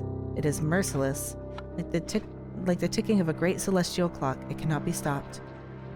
Your time is almost running out. But you knew that already, didn't you, when you were running through the forest? You ought to have known, silly thing, that you could not outpace your destiny forever. Sooner or later it would catch up with you. You are stubborn, though, and you do not want to accept this. Not content to simply lie there, you cry out. You cry not for your parents, whom you hardly knew, nor for your school friends, for you never had any. Instead, you cry out for your new companion, the girl with whom you have been living, and with whom you shared one precious, cherished moment. You cry out for the gravedigger. Surely this is some manner of mistake? Once she realizes that you are in fact entombed in one of the coffins she is currently filling, for who else would be moving the dirt above you, she will cease her operations at once. She will pull you out of the darkness back into the world of the living, and then she will hold you close. She will embrace you. She cannot mean to cause you any harm. How would she was so good to you and so kind? Why would she bury you? You cry to her so loudly you fear your vocal cords might tear, all while banging against the roof of your compact prison. You cry desperately, helplessly, and, to your relief, your cries do not fall upon deaf ears. The sound of the falling soil stops, albeit briefly. Then you hear a voice. The voice is very faint, given it's being filtered through your coffin's sturdy lid, but you recognize it. So you're awake then, are you, dear one? The gravedigger says. She sighs. Then she says, in a perplexed sort of voice, "Now that is a pickle. I was hoping you'd just be asleep a couple hours more, so the last time we spoke could be on better terms. If you keep screaming like that, I'm gonna feel bad." Your companion's words, though distant, are unmistakable. You are so tense you are attuned to every single syllable, and each one of them makes you gasp. Was this not a mistake, then? Does she truly mean to bury you alive? Posit this question to the gravedigger as best you can, trying to keep the tremors from your voice as you do so. Perhaps you think in your optimism that if you do not let her know how afraid you are, she will reward you for your bravery and let you go. This is what you are hoping, though. It is in vain. That's right, you really do catch on quick. So it appears she really has committed to the task of burying you. What an unfortunate turn of events. Why, though, would she do such a thing? You thought that she was your friend. We are friends, the gravedigger says, her voice still worryingly offhand, worryingly empty. I'm very fond of you. There's nobody dearer to me than you. I've had a really good time with you these last, How long's it been again? I don't remember. Neither do you. Well, if this little detail has slipped both of your minds, it can't be all that important. You have other things to worry about. If you really are friends, you say to the gravedigger, then what does she hope to gain by burying you? You do not understand. But you understand her reply even less. Well, here's the thing, the gravedigger says, in a reasonable sort of voice, as though burying somebody alive could ever be thought of as a reasonable action. I've been digging graves for a long time, see? You cannot see. It is too dark, but you affirm that you do all the same. Well, I was digging all these graves, but I've not had anybody to put them in. Not for ages. It was rather sad. You think you know where this train of logic, twisted though it is, might be going, so you do not interrupt her. You know no good would come of it. All you can do for the present is lie there and listen. There are other hobbies. You can do other things. If you want to dig holes and put things in them, you could try burying treasure. Gardening? Gardening's a really good one. I was thinking I'd never find another person to bury in this godforsaken village. Not after the plague messed everything up. I was getting desperate. Till you came along, that is. Now that I have somebody I can bury, I'm not going to let the opportunity pass me by. I'm sorry, but this is just part of my job. It's what my father taught me to do. It's all I know how to do. I buried my mother and I buried my father. I buried all of my friends. Now I'm going to bury you too. It is sound logic in a sense. As the daughter of a gravedigger, digging graves is her job. But something about it rankles you. You could put your finger on it. Ah, yes. There's a bit of a flaw with her reasoning, is there not? You are not dead after all. You might not be dead now, the gravedigger says in response to your ingenuity, but you will be if given enough time. I mean, everybody else I've ever known's died. Who's to say you wouldn't be next? Seems rather more likely that you will die, and quickly, if she persists with her poorly thought out plan to bury you. Yeah, like, I know your boss is dead too. Your boss isn't paying you for this. Your coffin is not very large. It affords you precious little space. Eventually, if trapped within it for long enough, you will run out of oxygen, and you will suffocate. That or you will starve to death. Either way, your demise will be a slow, painful one. You are unsure which death would be worse, though. Given how precarious your situation is, you do not wish to expend the unnecessary energy needed to ponder it. Hi, Jodo! Welcome in! Welcome in! We fell in love and now she's burying us alive. I hope you're having a good day today. I hope you're doing well. Really quite the time to show up. We're about to die. We're getting a little toxic tonight. I think this is more than what Britney Spears envisioned, but that's okay. We're still toxic. You need to plead with the gravedigger and quickly while she is still here. Tell her tearfully that you would not leave her. Why would you? You try to sound as convincing as your disordered nerves will allow, but the gravedigger remains unmoved. You say that, she says, but how can I know you're telling the truth? I thought you said you were a traveler. You never stay put in one place for long. You'd get sick of me before long. Then you'd leave me. This way, at least, I can be assured that we'll always stay together. But bury you like I did the others, we'll never be far apart. I took care to put you in a nice spot close to my home. Says you're only a stone's throw away, really. Isn't that nice? Privately, you think that the gravedigger has a different conception of the word nice to you. Do not say this, however. You cannot say much of anything because the panic has begun to set in. It is choking you, stopping up your throat so you can only cry. You scream. You beg and you plead, but it does little good. The gravedigger has already buried her mother. She has already buried her little brothers. She has even buried her father, whom she loved above all else. She thinks by burying you, she is doing unto you an act of great kindness. You think that she is going to kill you. In a sense, you're both right. Your opinions are so diametrically opposed on this matter, however, that you will never be able to find any common ground. Might as well save your screaming. She will not listen to you. She is beyond listening. Shush, shush, dear one, says the gravedigger, very gently, just as gently as she spoke last night when she confided in you all of her fears. It won't be so bad, really. Nothing will be able to hurt you down there. It'll be just like going to sleep for a really, really long time. You can rest, and while you rest, I'll tend to you. I'll plant flowers on your grave. You'd like that, wouldn't you? This way we can always be together. You'll never be lonely again. While the gravedigger speaks, she begins to pile even more soil onto the roof of your coffin. The sound of dirt on top of you, on your arms, your legs, and your head, conceals your companion's final words. You cannot hear her. You cannot hear anything beyond the sounds of the dirt, scraping the shovel, and your own desperate, frantic screams. You scream and you scream and you scream without cease, so your throat feels hoarse, but your efforts are in vain. You hammer on the lid of the coffin with as much strength as you can muster, but the lid of the coffin is nailed shut. You are in no position to remove it. All you can do is lie there, screaming and crying and banging your fists on the roof of the coffin over and over, as more dirt and debris falls on top of you. Eventually, enough dirt falls on you to stifle your screams for good. The gravedigger can no longer hear you, and you can no longer hear her. You are all alone, trapped in a narrow wooden box which, regardless of what you want, is now your new home. You can smell the soil in the back of your nostrils when you inhale. It's so potent that you can taste it on your tongue. You can taste the eventual, inevitable decay of your own body. You will remain trapped here underground forever and ever. Or, to use less melodramatic terms, till the last of your energy escapes you and you succumb to your own slow suffocation. It isn't a very pleasant way to go, but you'll forgive me if my sympathy is limited. You did bring this upon yourself, you know. You reap what you sow, and, in your case, you made a series of bad decisions which led to your untimely demise. Now what do you want to do? Will you accept this fate of yours and rest in peace? Or will you try to fight against it? Oh.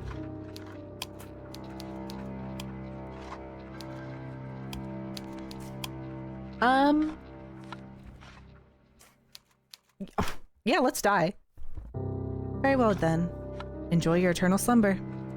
I suppose this is good night for now, but it is not goodbye. You cannot escape from me, even if you are buried deep beneath the earth. Okay, so whoever was chasing us is the narrator, I think. That's interesting. That's really, really interesting. Where there's a will, there's a way. And even if the whole world has forsaken you, I never will. I will never leave you. You will never be lonely again. Is that what we wished for? Oh my gosh. Wow. I was curious if there would be choices.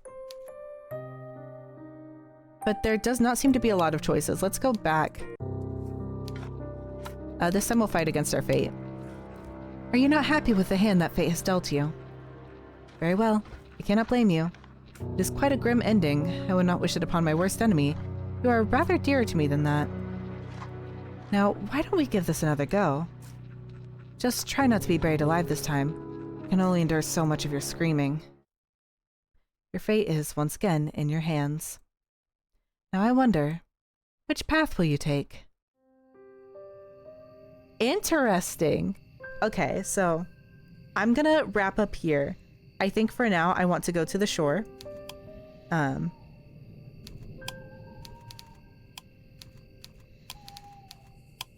So next time we'll go to the shore, because the options at the beginning were go to the shore, go to the village, or go to the castle. I know a little bit more of what's going to happen at the castle, because that's kind of been the main advertising point. I have no clue what's happening at the shore, so maybe I should have gone to the castle first, but yeah, there were the 3 options, and now that we've gone to the village, that's gone. So I am curious, are we gonna have a secret 4th option?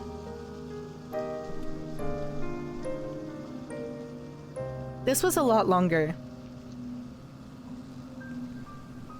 than I thought it'd be. I'm pretty sure. Let me see. Let me check the store page.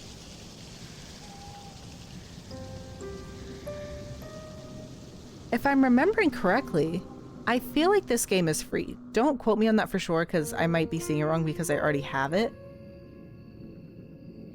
But if you are interested in playing this game, there's 2 other routes that I did not even touch at all, so. Very terrible timing. You missed all the really sweet build-up. We were besties for a little bit. We trauma dumped. But at the very least, you got the juiciest part. That was crazy drama. I guess it wasn't really our first date anymore because we'd been living together for months. But the first date never really ends if we never separate after that. You know what they say, let's go lesbians, you know? But thank you guys for being here. I'll try to continue this game. I really thought like I would get through this game super quickly.